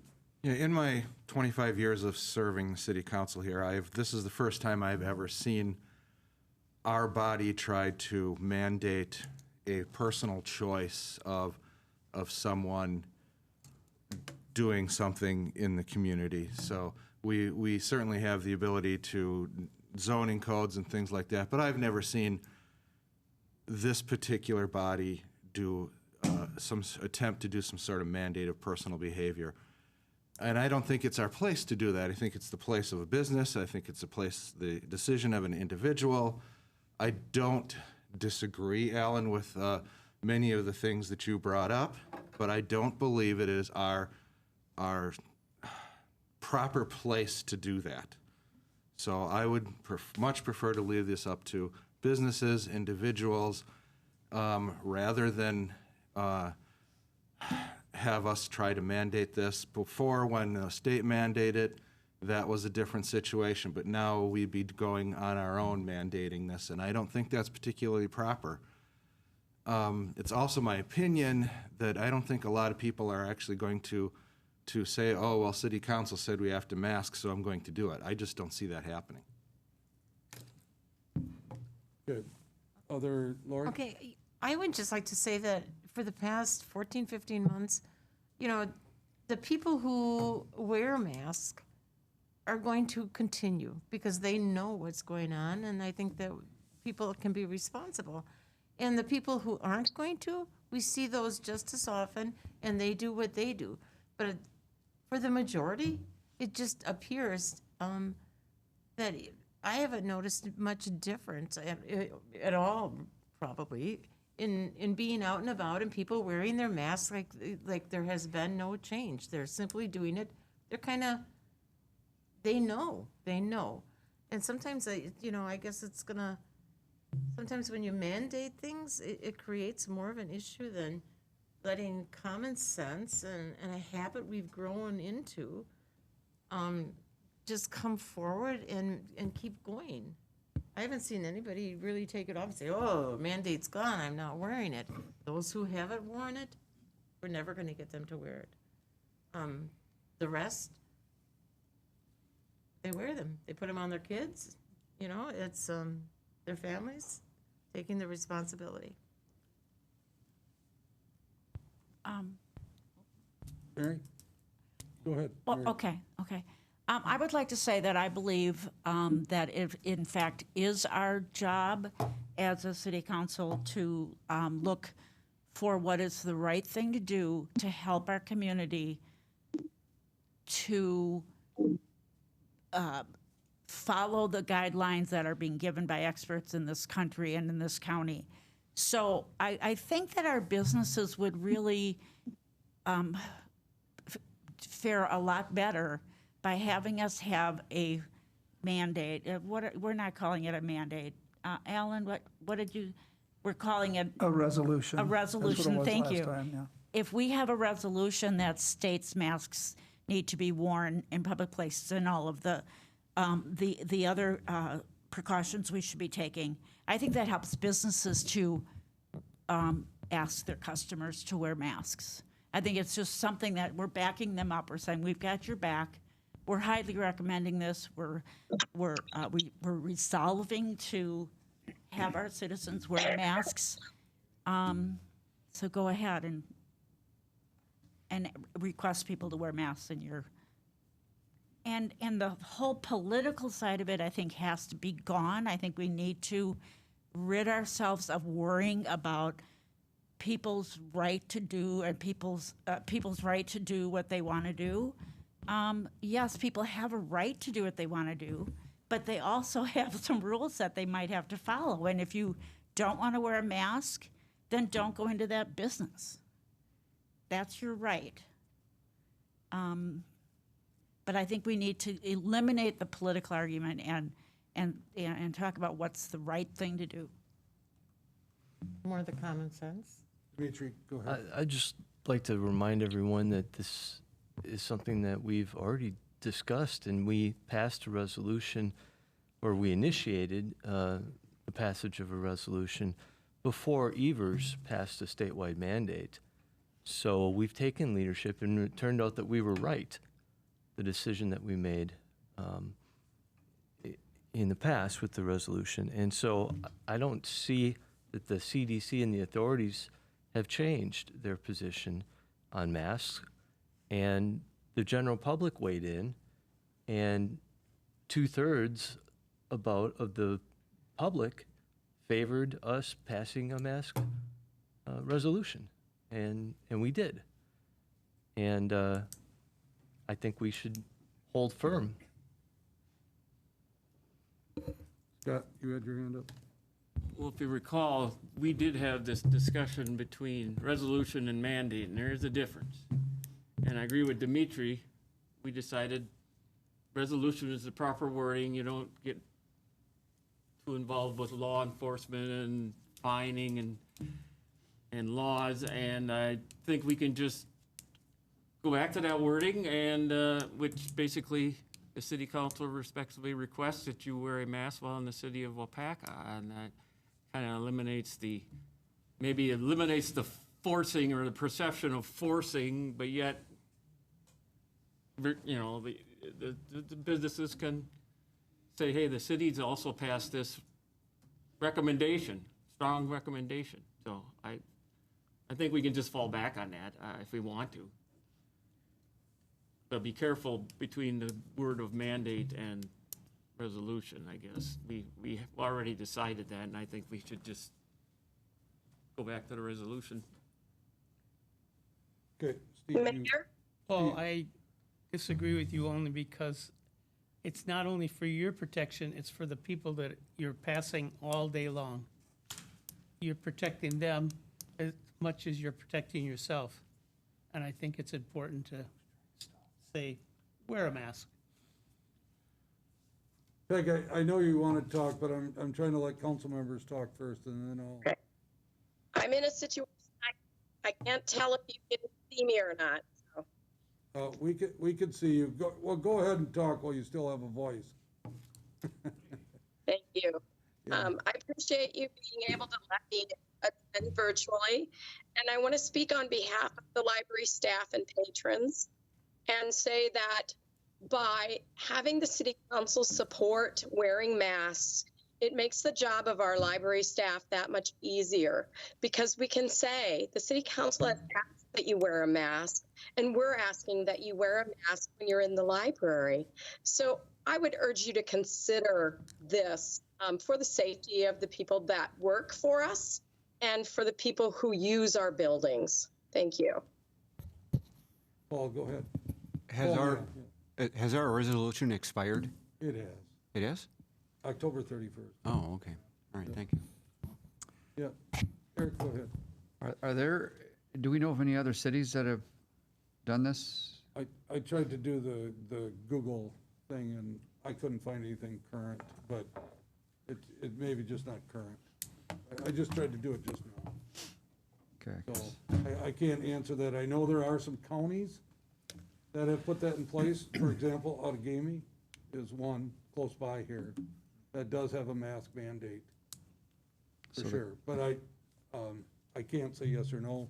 I don't know, Aaron or Alan? No, Outagamie is the only one I know of nearby. Yeah. Same with me. And I think the city of Oshkosh does, but the county, Winnebago County does not. But the city of Oshkosh chose to have a mandate. Yeah, okay. Dave, did you want to say something? I'm sorry. You're the only one that didn't. Okay, I'll chime in with something. I think we've been following this for a year. People know what's going on. We're close vaccination-wise. Individually, I know if I'm in a group, I'll put my mask on probably, but I don't need somebody to tell me I have to. I don't care for that part of the deal. And if I support stores that put it in, that's fine. But I'm not so sure we should do that. I would be in support of it. Encouragement, again, that word, but that's not the same as a resolution. Encourage it, but not really force it or make people stamp it, put your thumb on their head and squeeze your fingers or something, make them put a mask on. Okay, so before I go back again, because I know Alan had your hand and Paul had your hand, and I think Mary did too, but, Another point would be, how long out are we doing this?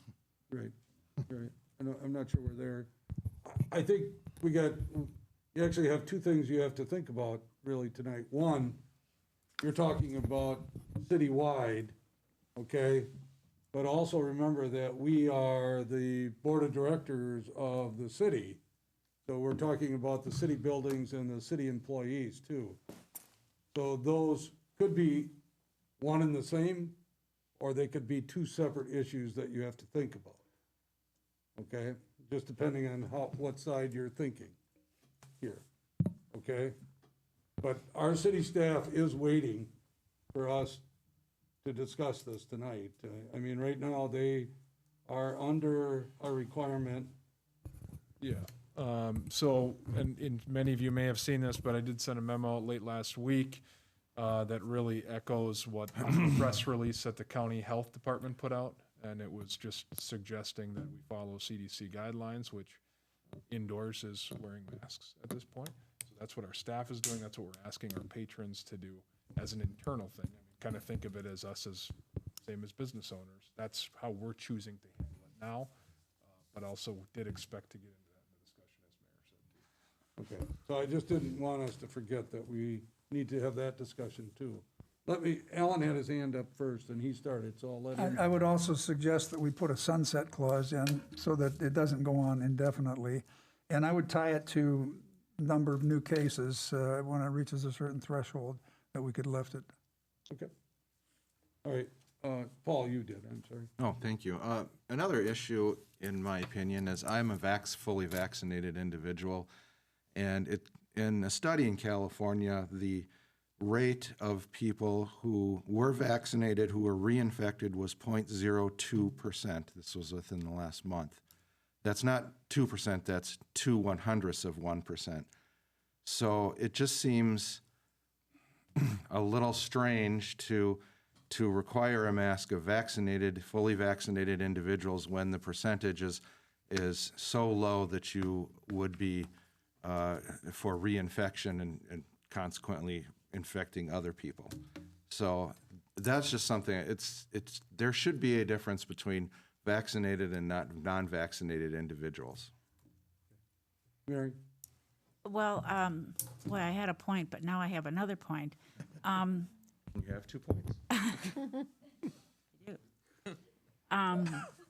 Now I forgot both of them, thank you. No, I didn't.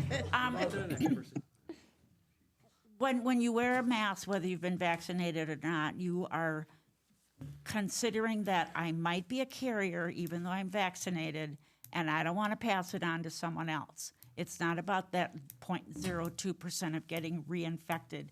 And no, you don't have to have COVID to pass COVID along, so, or any of the variants. So that's kind of a moot point, I believe. My first point, though, was that if we have a resolution, or a proclamation, that's not a mandate. It's a very strong recommendation, and I think that is all we're doing. We're not mandating, we're not saying the police are going to get you if you don't wear a mask. We are just following the CDC guidelines, our county guidelines, and, as I said before, doing the right thing.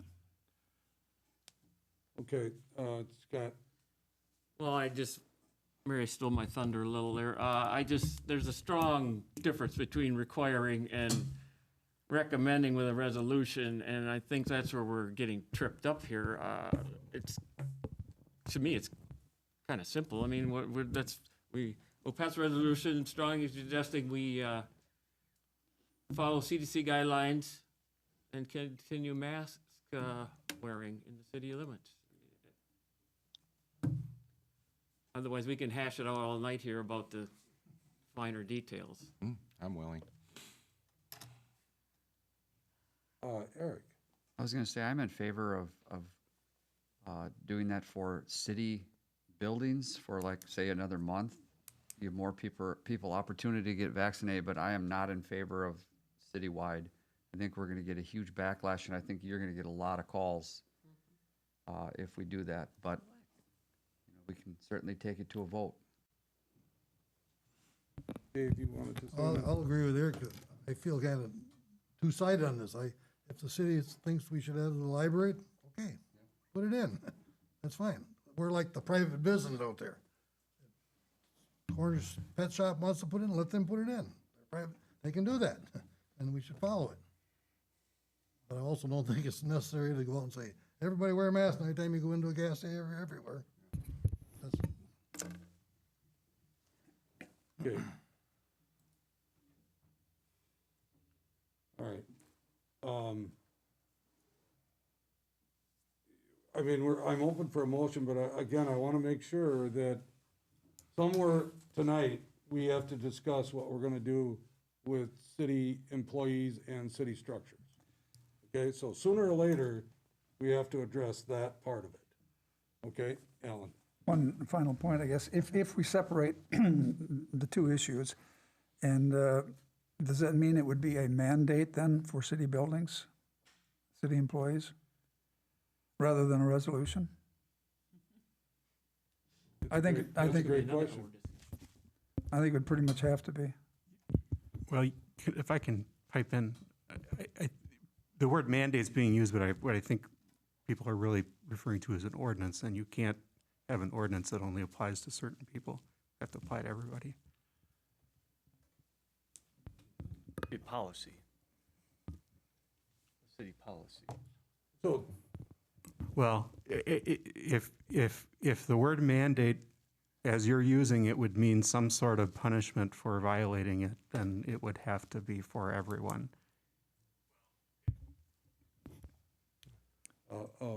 So even if that mandate was just for city, that would still be the case? Well, I'm just the trying to city figure it out. can, I'm not disagreeing with what's been stated about how the city can create its own internal policies, but if you're going to have, you can't pick and choose who your resolution or your ordinance is going to apply to. That's what I'm trying to say. Because we're representing the whole public.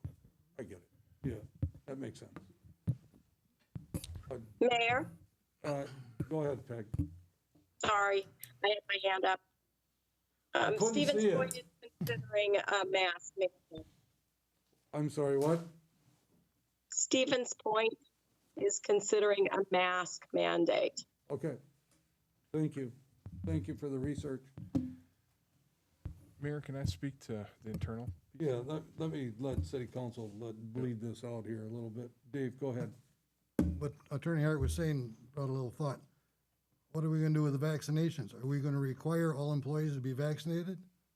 And then therefore the whole city to be vaccinated? Or there's another story there too, so that's almost on the same line, just a little higher level. Well, Vaccinations compared Aaron, to masks. do you wanna explain how we're handling the vaccination part of it? Why don't you do that since, I mean, I think they're two different issues, quite honestly, but as long as you ask the vaccination question, other people must have that same question, so put it on hold a little bit and just tell them how we're handling that. So we are not requiring the vaccination. City council did adopt that policy, the extra personnel policy, sick leave, that kind of encouraged the vaccine or gave a little extra for people that received the vaccine as far as sick days go. But no, we are not requiring the vaccination for internal employees. And that is advice from legal counsel as well. But we are giving them incentive to get the vaccine. And we do have a policy that they have to wear masks. We do right now. Yes, correct. And that Well, can, again, it's an internal policy right now. Right. That really came from the city administrator's office. Can It didn't have council approval or anything, but we needed something to get us from the Supreme Court's statement until tonight's meeting. Can we just say, pass a motion that we authorize the city administrator to continue to set public policy for the time being until otherwise, the council might feel otherwise? And then that way, Aaron can just monitor what the CDC and is recommending, and we can empower him to make that decision. Well, I was gonna say we can do anything we want, but Tom's already corrected me.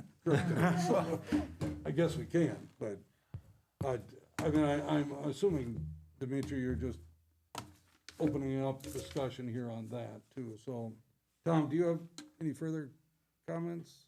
Well, I guess the suggestion I would make is that perhaps having something in writing would be a better way of voting on something. I don't know if we want to vote on something that's been said orally. This was put on the agenda as a discussion.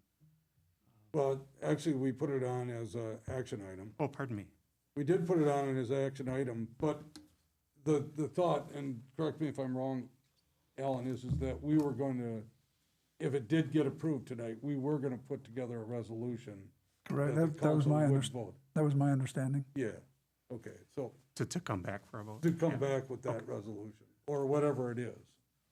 The last one was a resolution, and then, Mary, you called it something else. I called it A proclamation, which I'm not sure I know the difference, but, Right. to tell you the truth, but, yeah. So we have the resolution in writing from last year, that, the one that expired. That verbiage is still appropriate? Well, okay, and I don't want to take over legalese here, but we don't have that resolution here tonight. Right. So we'd still have to bring it to act on it. So we can, Yeah. I got it. So, I mean, if you decide to put together a resolution that said that we would require that, or not require, that we ask everybody in the community wear a mask, okay? We're gonna have to come back to the 20th meeting to vote on that, and we'll bring back that same resolution that we're talking about at that time for you to vote on.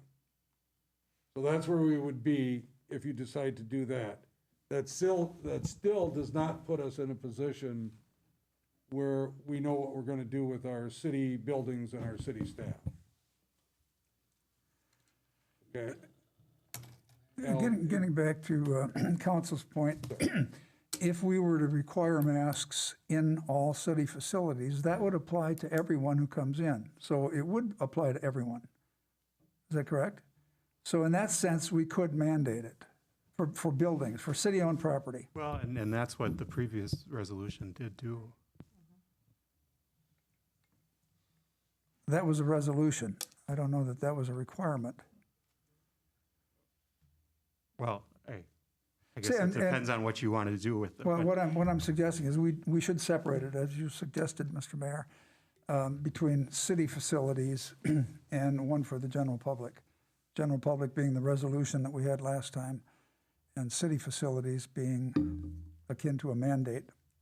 Well, to me, it's confusing to talk about a mandate because the last conversation, it was about a resolution or an ordinance, which is what we see all the time. And the difference that we talked about back then was that an ordinance would apply a penalty for noncompliance.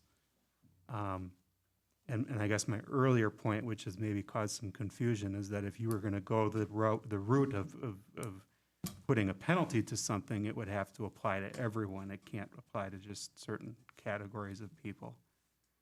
And that maybe has blurred the discussion about what to do internally versus what to do with a larger resolution requiring masks. But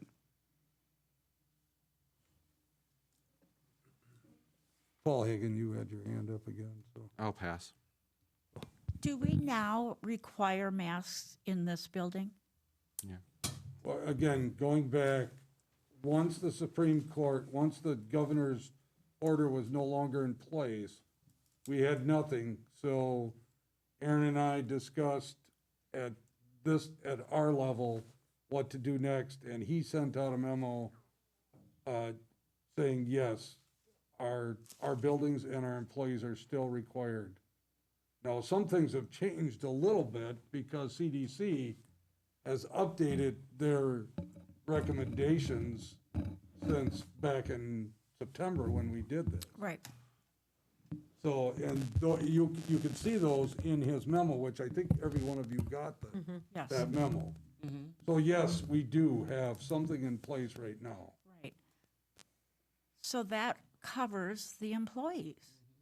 Well, the problem, and Dimitri, I appreciate your comment there, but you're having your city administrator make decisions for you, and that's not what you're supposed to be doing here. This is a council decision. This is not a city administrator's decision. We don't want our guy that, making these decisions that's also representing us, in economic development and everything else. We don't want that guy being the tough guy here. Right. Okay. Okay, so that's us. We're the tough guys. We have to make the tough decisions here.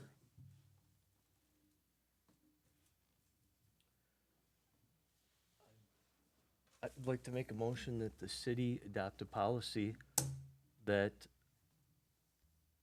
anyone who enters our public buildings, including employees and the general public, must wear masks until otherwise decided by the council. Okay, and you said a policy. Are you saying a resolution or are you saying a policy? And I don't know the difference there either. Semantics. I'm thinking a policy. I mean, a policy you enforce, there might not be a penalty if you don't obey, but you could tell the person you have to leave the building. Just like a Business.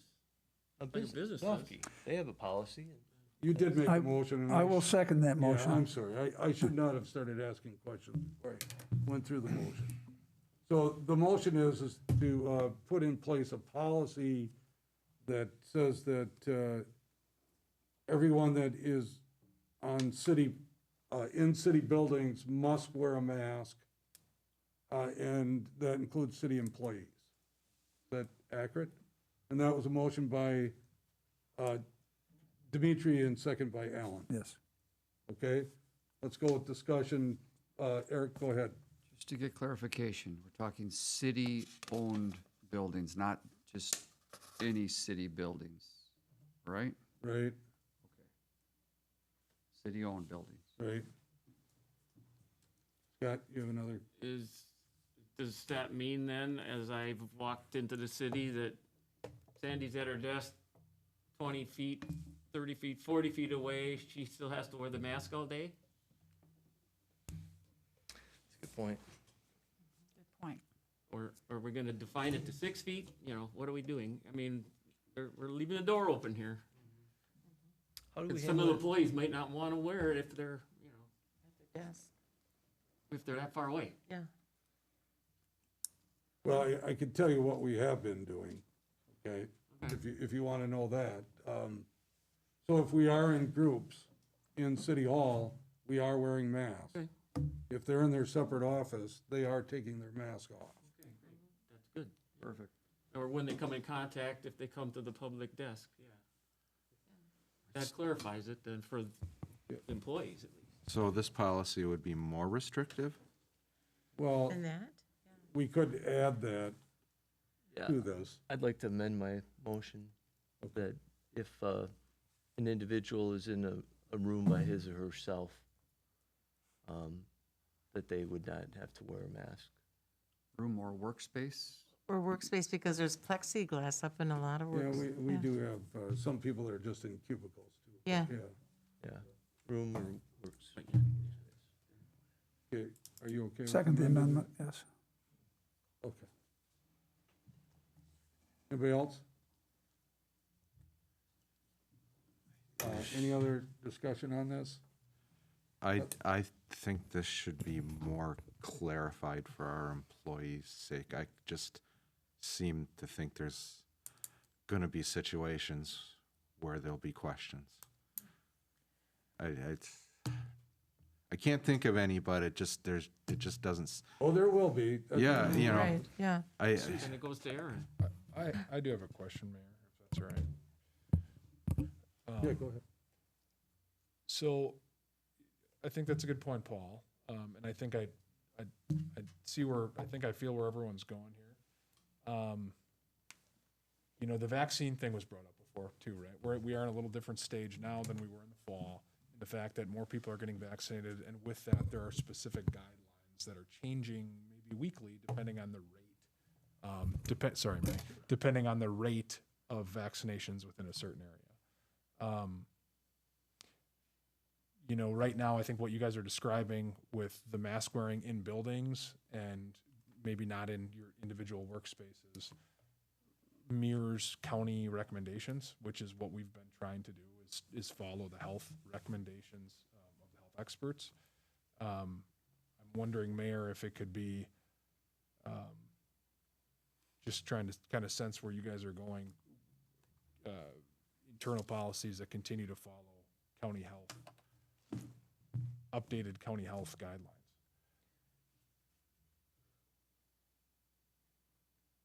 Aaron? You know, So, I'm sorry. what do you think about that, Dimitri, I guess? I think I mean, that would go along with that.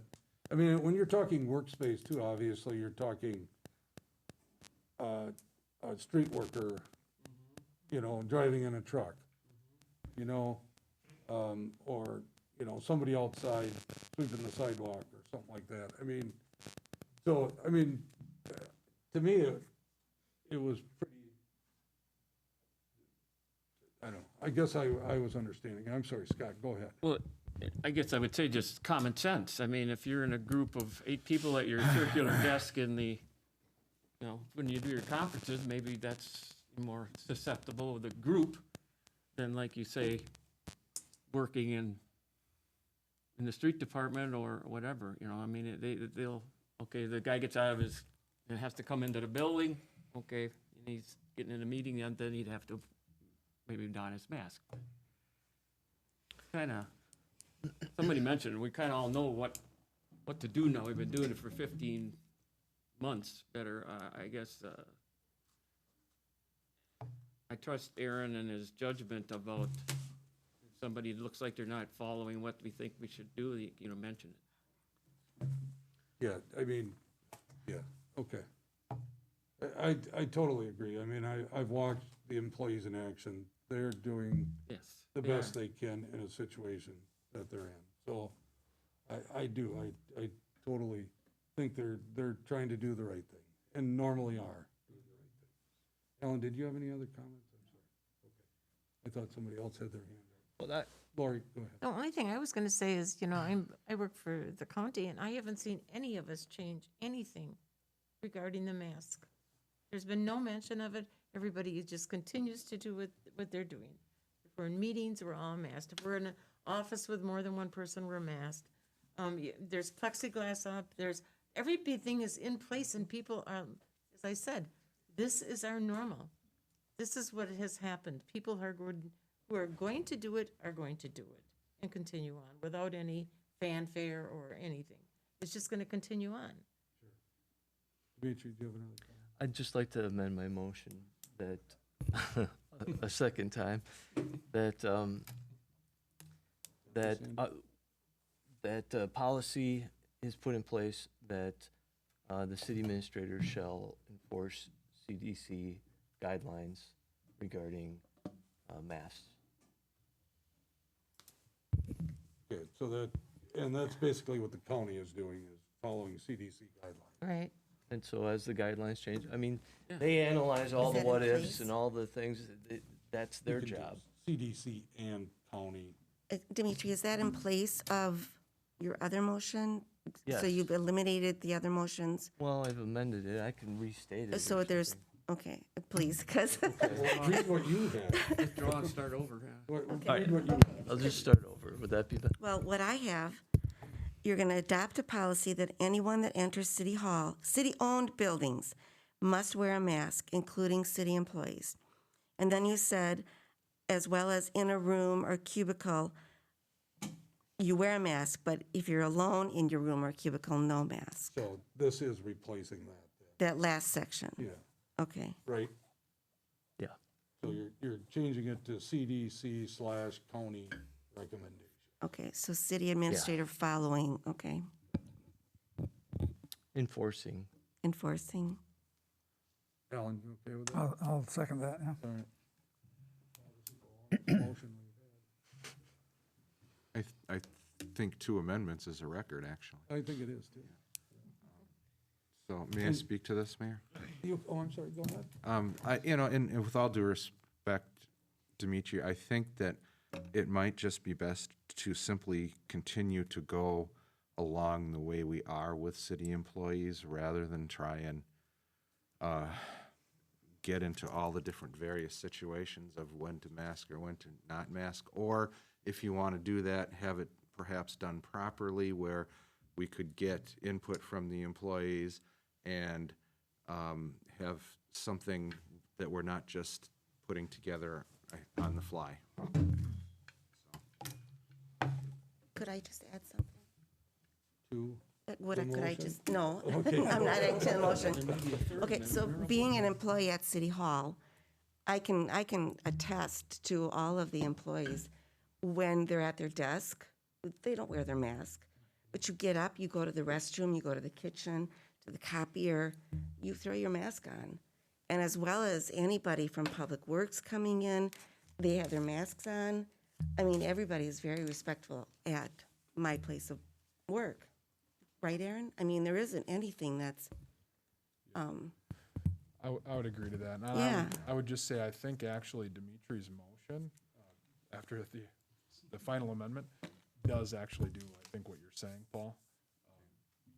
That's what we've been doing, is following those guidelines. Yeah. So I think that accomplishes exactly what you're saying, in my opinion. Okay, any other discussion? okay, Sandy roll will call. call a roll. Okay. Steve Hackett, Aye. Lori Chestnut, No. Paul Hagan, Abstain. Alan Keeland, Aye. Scott Perchatsky, Aye. Dave Peterson, Aye. Paul Mayo, Aye. Dimitri Martin, Aye. Mary Fair, Aye. and Eric Olson. Aye. 8 ayes and 1 no and 1 abstention. Motion carried. Okay. So any other action on this tonight? Any other action? So this has nothing to do with a restaurant, or they can do what they want as they want to personally do it themselves. That's what I was asking. Is there any other action? Well, All right, let's move on then. Let's go to issues, projects, discussion, no action required type items. Oh, you know, I've been reluctant to, I'll wait. I'll wait before I talk about the vote that you just had, but I'll do it under the mayor's thing. So let's go to strategic plan 2021 reports. And Chief Ozell. Thank you, Mayor. Hey, I put my glasses back on so I can see. That's getting old. Yeah, I know. So back in 2019, we had the retreat and we discussed the future for the police department and also the fire department. And one of the items, okay, Aaron, you got it up there, that we started with was the development for a plan for downtown police and fire buildings. Chief Duman and I actually had met with Bray Architects back in late of 2019, and we did a space needs analysis for the next 20 years.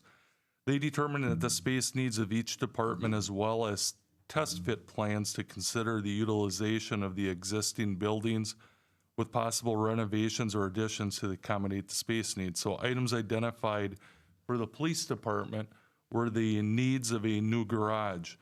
One of the things we talked about were the drive-through bays as a secured area for vehicles that were also impounded for evidentiary purposes for 2 spaces. So if we have a crime that's been committed and we have to impound a vehicle and store it, evidentiary-wise, we have to have that in a locked facility where nobody can have access to that. If they do, that can mess up a criminal investigation. We also have to have other items where evidence could be stored other than vehicles.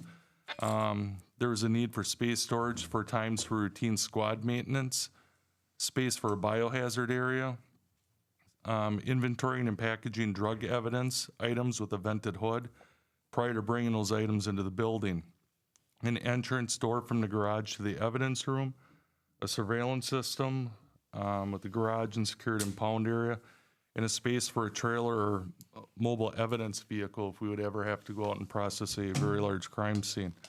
Another advantage of the garage space is the squads being parked away in the summer and also during the winter. You know, we have computers in the cars. We carry a lot of expensive stuff that gets approved by council every year that goes into the squads.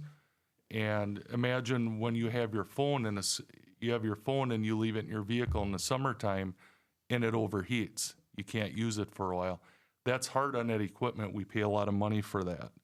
The garage would also reduce the amount of falls in the parking lot during the winter and prevent injuries. We've had several officers fall in the back parking lot due to the ice conditions. I unfortunately was one of those that didn't fall, but I ended up having to have back surgery probably about 8 to 10 years ago because of the black ice in the back parking lot. So that was the biggest thing that they found for the police department was the garage, also a larger evidence room, because it makes it difficult to haul everything down into the basement, into the evidence room that we have. The other thing that they found during the space study is we don't really have an area to hold media events inside the police department or even in the fire department. The room that we have is the Emergency Operations Center, and we found during the summertime that if we have a full-blown event, that the police department and fire actually need to occupy that space so that we can do what we need to do, and emergency services need to be in a different part of the building. But we don't have a community outreach room, so if we have media or whoever may come in, we don't have a space for them that we can give press releases and that. Under B, effectively transitioning to 2 PSLO officers, I'm sorry, I'm jumping ahead. The drug enforcement officer. Last fall, Tom Grant was appointed our drug officer. So we did get that hired, and he's working very hard. I'd like to tell you more about what he's doing, and that's going to come up during an annual report that we're going to present during maybe next month about the amount of drugs and everything that's been seized. But I can tell you that this has been a huge asset to the city of Waupaca and to the citizens in the community, is the hiring of that position. I've had several conversations with the mayor and Aaron in regards to some of the things that have happened, and it's one of the best things I can say that's happened to our department in a long time. It's really keeping the community safe. And that's a huge credit to the police department, obviously, but to you also, council members, for approving that position. For approving that. Yeah, and also of getting that second PSLO under 2 of the transition. Right now, We have Ryan McCuskey at the Learning Center. He's also at the middle school and Chain School. And Randy Bush is at the high school. Both of the officers are doing an excellent job and are working with school officials to improve on things, how things are going on in school. They actually had a meeting last week to discuss what's happened in the last school year, things that they've done real well, things that need to be improved, and it's communication with the administrators of every school office.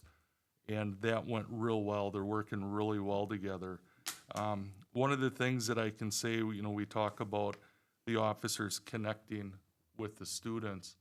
Ryan McCuskey, who's our middle school officer, was also an assistant on the football team as a football coach. And he's also assisting with the high school baseball team this year, as well as I think he's playing Lakeman ball. So we have our officers that are working in the schools making connections outside the schools. Let's see, 3 is providing the officers with their proper equipment and training. The training equipment, we started going back to in-person training. Not a lot of it with the restrictions that we've had, but officers have gone. They've been required to wear masks, social distance. But with this last year, we are still required to have 24 hours of in-service training. And DOJ has been real good with us in accomplishing that.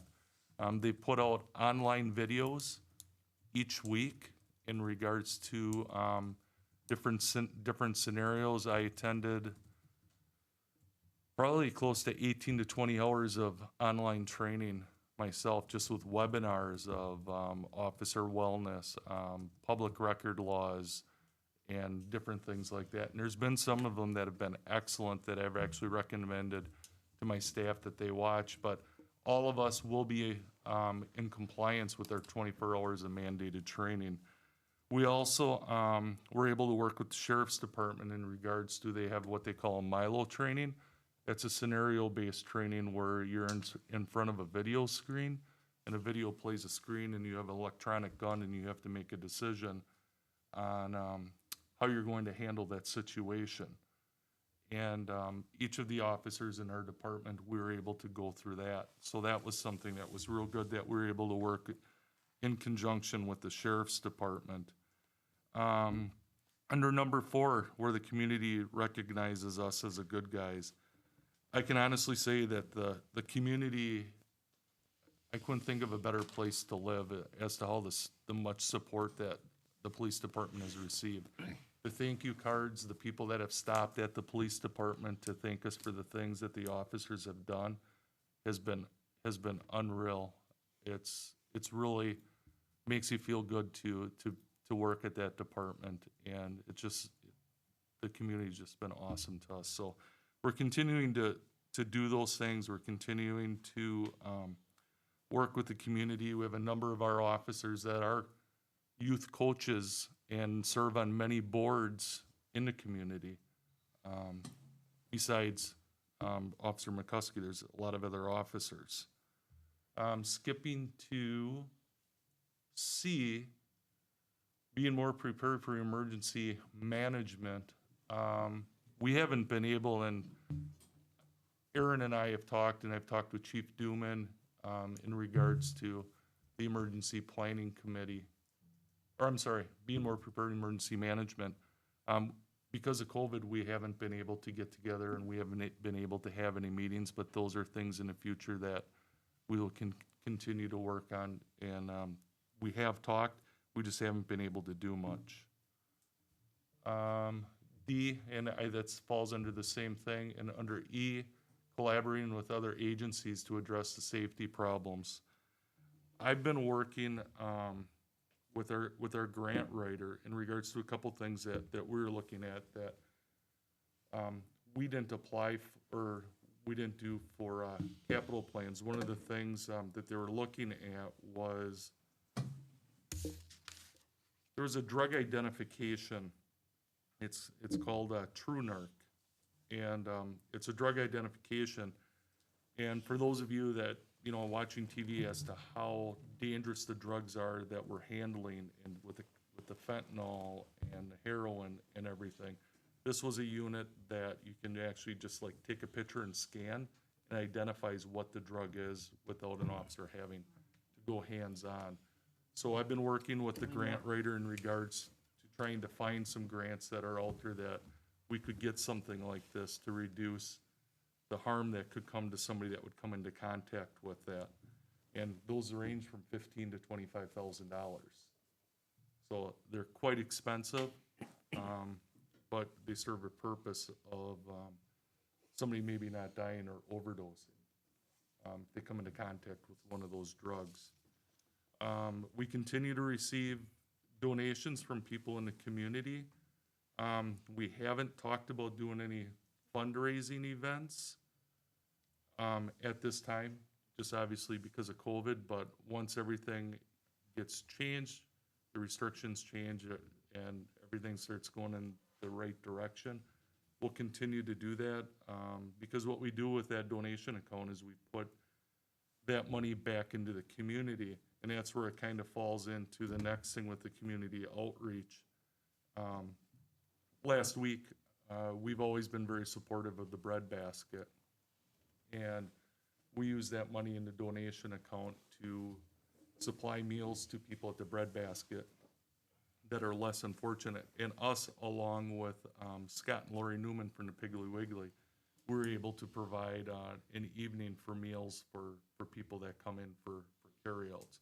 So that's something that we just did in the last week.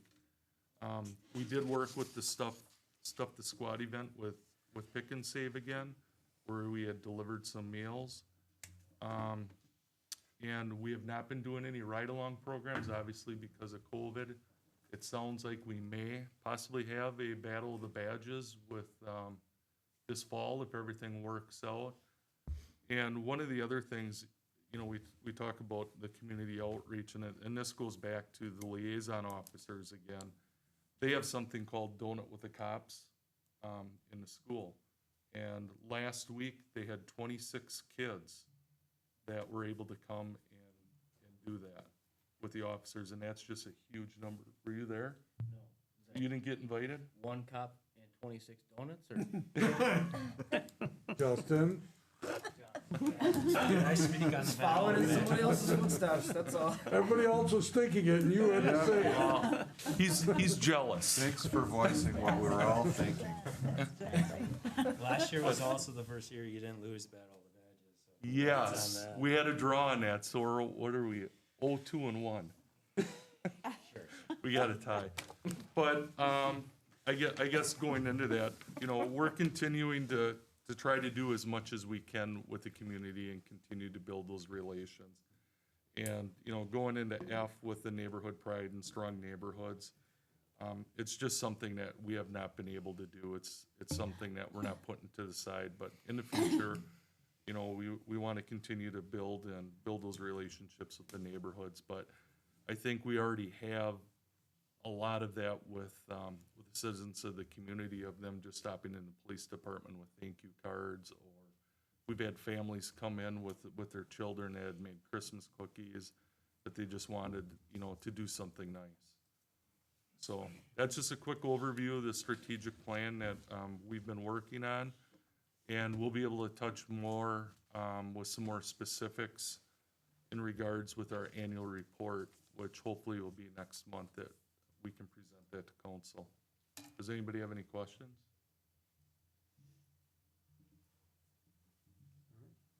Chief, thank you very much. Yeah, you're welcome. Good information. I think it's right over there. Justin, next time we have the donut with the cop, I'll make sure you get invited. All right, next up, we have a presentation on sidewalk poetry, and it looks like it's a team event here, Justin and Mary Farrah. Yes. Well, in the interest of time, we're only going to keep you for a couple more hours, so. While he sets up, I'll just kind of do the introduction. I was going to wait till the first slide came up. But, can you switch that around, Aaron? I'm sorry? Yeah, maybe. Can I go ahead, where Justin? are you? I got her on here. He's out riding a bike or Okay, I can't remember which input that one is. Oh. Does it say on there what number it is? A binder up there. Oh, Yeah. yeah. It's right in there. It doesn't say on top of the device? Aw. Let's see. Wireless adapter input. Ooh. There we go. Got it? Nice job. Okay. Was it three? You're up, Mary. I Should am. I kick us I off? am. Okay. So the idea of sidewalk poetry kind of presented itself to the Arts Board a couple of years ago. And then it gained momentum as we got closer to the Main Street redevelopment or reconstruction. So the Arts Board, we collaborated with the library, with the city, with the Chamber of Commerce, and formed a committee. And it was kind of an offshoot of the Arts Board's Poetry Committee. Some members from that group were decided to be on the Main Street Sidewalk Poetry Committee. And also we invited Justin, Michelle Drake, I have Anita Olson, Bev Crane, and I are from the Arts Board. And then there's Justin. Michelle Drake is a downtown business owner, as you probably all know. Laura Janicek is the Waupaca Library Adult Services Coordinator. And then 4 community members at large who either write or love poetry. And to give them credit, Colleen Andrews, LaDonna Larson, Pat Fair, and Rick Simmons. And then we also have a student from UWSP that is very active on our committee. So we have a pretty diverse group. So as you can see there, we really did collaborate with a lot of other organizations. So on the 15th of March, we posted on our website, Facebook, and yeah, this is slide 1, Justin. Oh. Or 2, I guess it would be, yeah. Webpage, Facebook, Instagram, a call for poets. And we asked people to submit short poems to be considered for imprint onto the sidewalks as the new sidewalks were installed. But before that, actually, we did a really lot of research. We talked to communities all over the country who had done sidewalk poetry also. We kind of split them up, and we all called and emailed and talked to arts groups and city groups across the states. And we just kind of asked them, how did you get started? What were your criteria for your poems, et cetera, et cetera? Just please, direct us in the right direction. And who did you use to make your imprints? And we got all that information. Searching for that right company to do the imprints was an interesting process, and Anita Olson basically took care of that. But then with Justin's assistance and his understanding and his expertise, we decided to go with a company called Fourth Dimension Architectural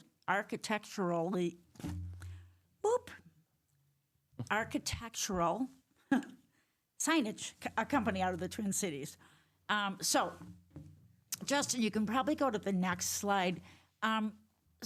We developed guidelines for the poems so that people understood that we were restricted because it's, 4 by 5, 5 by 5. 5 by 5 usually. 5 by 5 section of cement, and the letters need to be big enough so they can be read. So we had criteria that we worked with that company that's doing our imprints for us and the other cities that we researched. And here's the criteria, and I don't need to read them all to you, but I can tell you the biggest challenge was that 35 characters per line, only 10 lines, and counting all of those characters because spaces and commas and all that counted. So that was quite a process. We had 3 people who reviewed all 207 poems and checked them for criteria to make sure they met the criteria before it went to a jury. And so as you can see, the criteria, we were very careful that there were no political, no religious, no vulgarities, anything like that in the poems. And so once they passed, those 207 poems were looked at, they went on to the jury. The jury committee It's a group of 3 people. Patricia Reckery, Jane Peterson, and Paul Weigel. All 3 people are poets who are published, and they got the poems. They were not only numbered, the names were removed from the poems. They went through all of the poems and chose 16. So those 16 poems came from 100 different people, or those 207 poems came from 100 people. 31 communities were represented in the poems that we got back, which is pretty cool. Though I will say the lion's share came from the Waupaca, greater Waupaca area, but East Coast, West Coast, a couple from the southern states were all represented in that. So that's kind of cool. Anyway, they were chosen just 3 days ago, maybe end of last week. We got the list of 16 poems from our jury, and they're ready to go.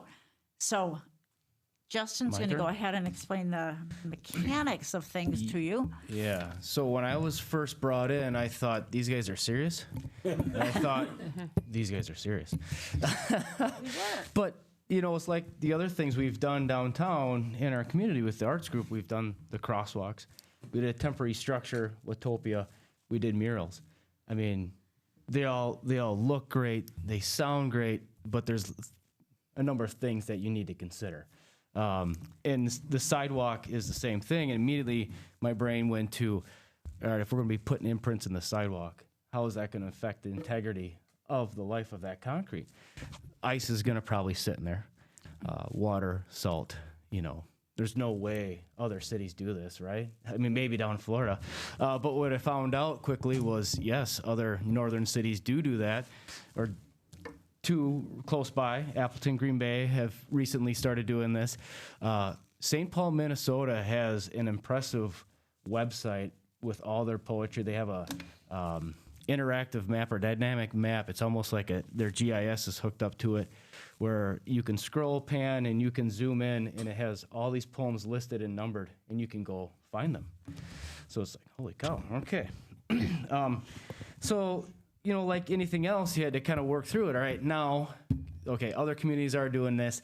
Is this allowed within a standard section of sidewalk? We have DOT and federal funding out on Main Street, so we follow their rules. And ADA immediately came to my mind as well, which is American with Disabilities Act, which means the sidewalk has to be as minimum criteria, slope, pitch, width, and is actually had to talk with the DOT about this and said, if we do this during our project, will we lose funding?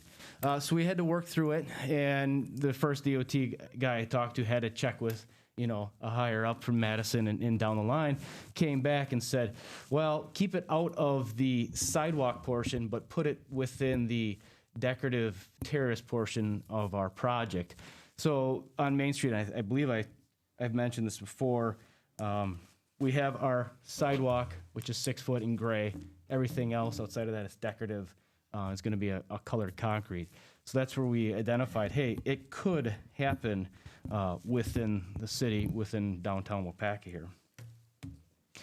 So we kept moving forward. So we have talked about like these downtown amenities. Andrew Dane has worked with putting this plan together. There's a lot of colorful dots and squares in there, and they all represent different amenities, benches, bike racks, sidewalk poetry. And basically what we have identified with the sidewalk group is pretty much we're trying to get one in each bump out or each quadrant of the intersection, so that there is 16 total. It made sense, 4 per block, 4 blocks.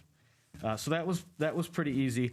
The orientation of the sidewalk, of the writing the letters would be such that if you're walking the sidewalk, you would turn and face the road and you'd be able to read it. Not the other way around, so you know, make people stand in the drive lane to read these or come a different direction so that they could walk down the sidewalk and then come upon them like, oh, well, here's something, what is this? And then they would read it.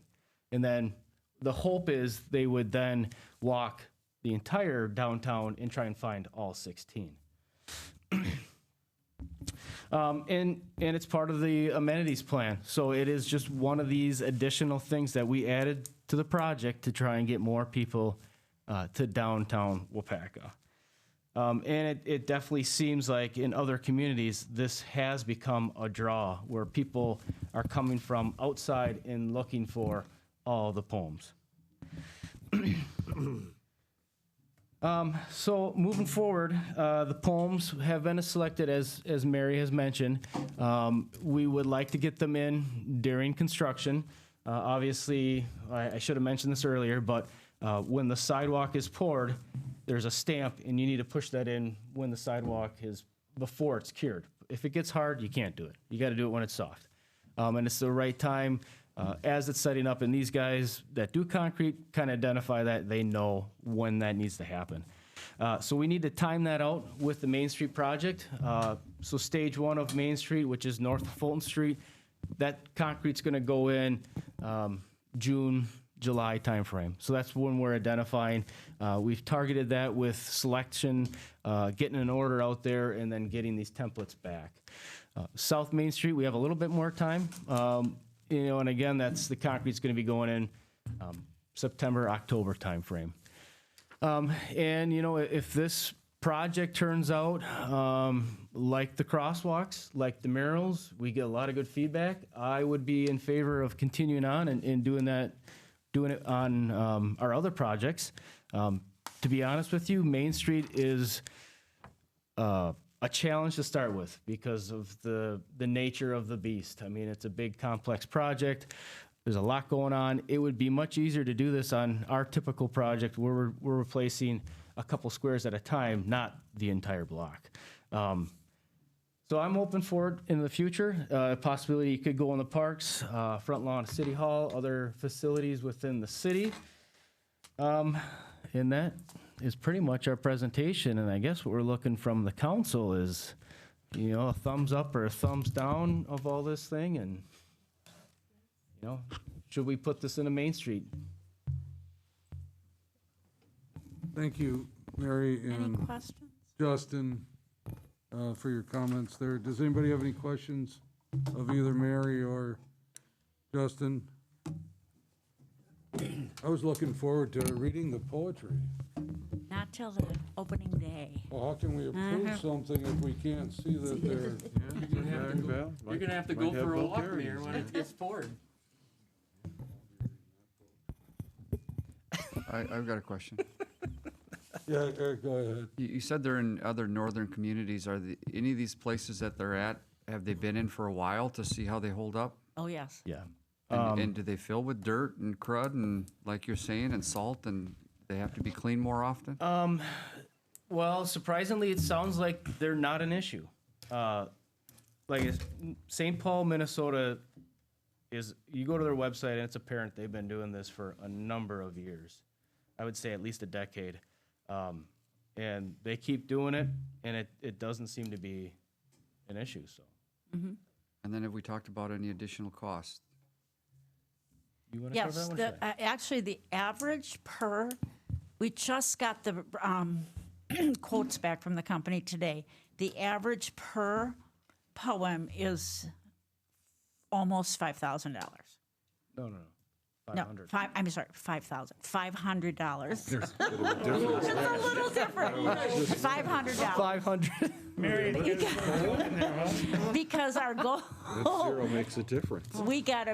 They were divided at 5,000 and 5,000 because there's 8 and 8, which is how we sent it out. So the first bill was close to 5,000. The second bill, and that was for 8 poems. Yeah. So. And that's exactly what we budgeted, or we thought it would be. And so the monies are coming through the placemaker group that's Donor part of funds. the city, as from donations. And we've worked the placemaker group, and I don't understand exactly how that's all working, but they're in collaboration with the city, or part of the city, the group is, and then the Chamber of Commerce is holding the money, or the receivership. Yep. For the money, and so anyway, that's how it's getting paid for. So there's no additional cost to the project or to the city directly because it's coming through the donor Absolutely funding. none. Okay. Right. There has been over I think about $60,000 raised in that Placemakers Fund. The funds are being housed in the Chamber of Commerce Foundation, and then we'll get reimbursed through that. Okay. Mary, Justin, thank you. Council, would you like to see this on our next agenda? To vote on it? Okay. Certainly. Okay. Okay. To vote on it? Why would we have to vote on it? I guess I'm curious. What are Well, we voting You on? came to us for approval. Oh, I don't know if that really slows us down, slows the group down, does it? no, but I mean, it's, Well, it's on city property. the money's I would already assume- spent. I would assume that you would need council approval if it's on city property, so. And you came to us for Okay. approval, and we can't give you approval tonight because it's not an action item tonight. Okay, and I thought it So- was already approved. I thought we were just giving you an update. Okay, All right? okay. Okay. Anything else on that? All right, communications and recommendations of the mayor. I know it's been a long night, but I just want to look this direction, actually, and thank Steve Hackett for his 18 years on the city council. And most of them have been good, Steve, right? Yeah, most of them. This last year was a corker, but You know, I'm opening it up for comments, if you'd like to make a few comments or anything like that. I'm just glad to be done with the 18 years. I'm ready to hang it up.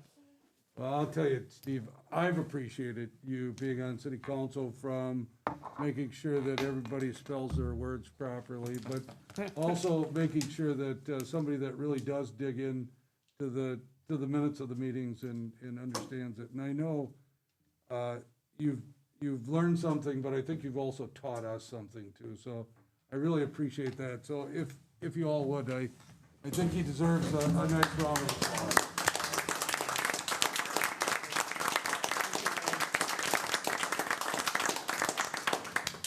So good luck.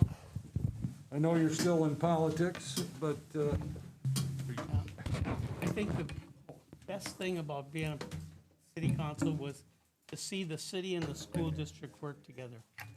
I really think that's finally happening. yeah, that's pretty awesome. And it has a lot to do with the school board members, but also the administration too, has made a big difference there too. Yeah, we went good with Aaron. Yeah, absolutely. Okay, anybody have anything else for the good of the meeting? Anything else for the good of the meeting? Move to adjourn. Second. Wow. Motion by Hagan, second by Olson. Then we adjourn till our next regular scheduled meeting, which is April 20th at 6 PM, subject to call. All in favor, signify by saying aye. Aye. Against? Motion carried. We are adjourned at 8:47 PM. Everybody have a great night.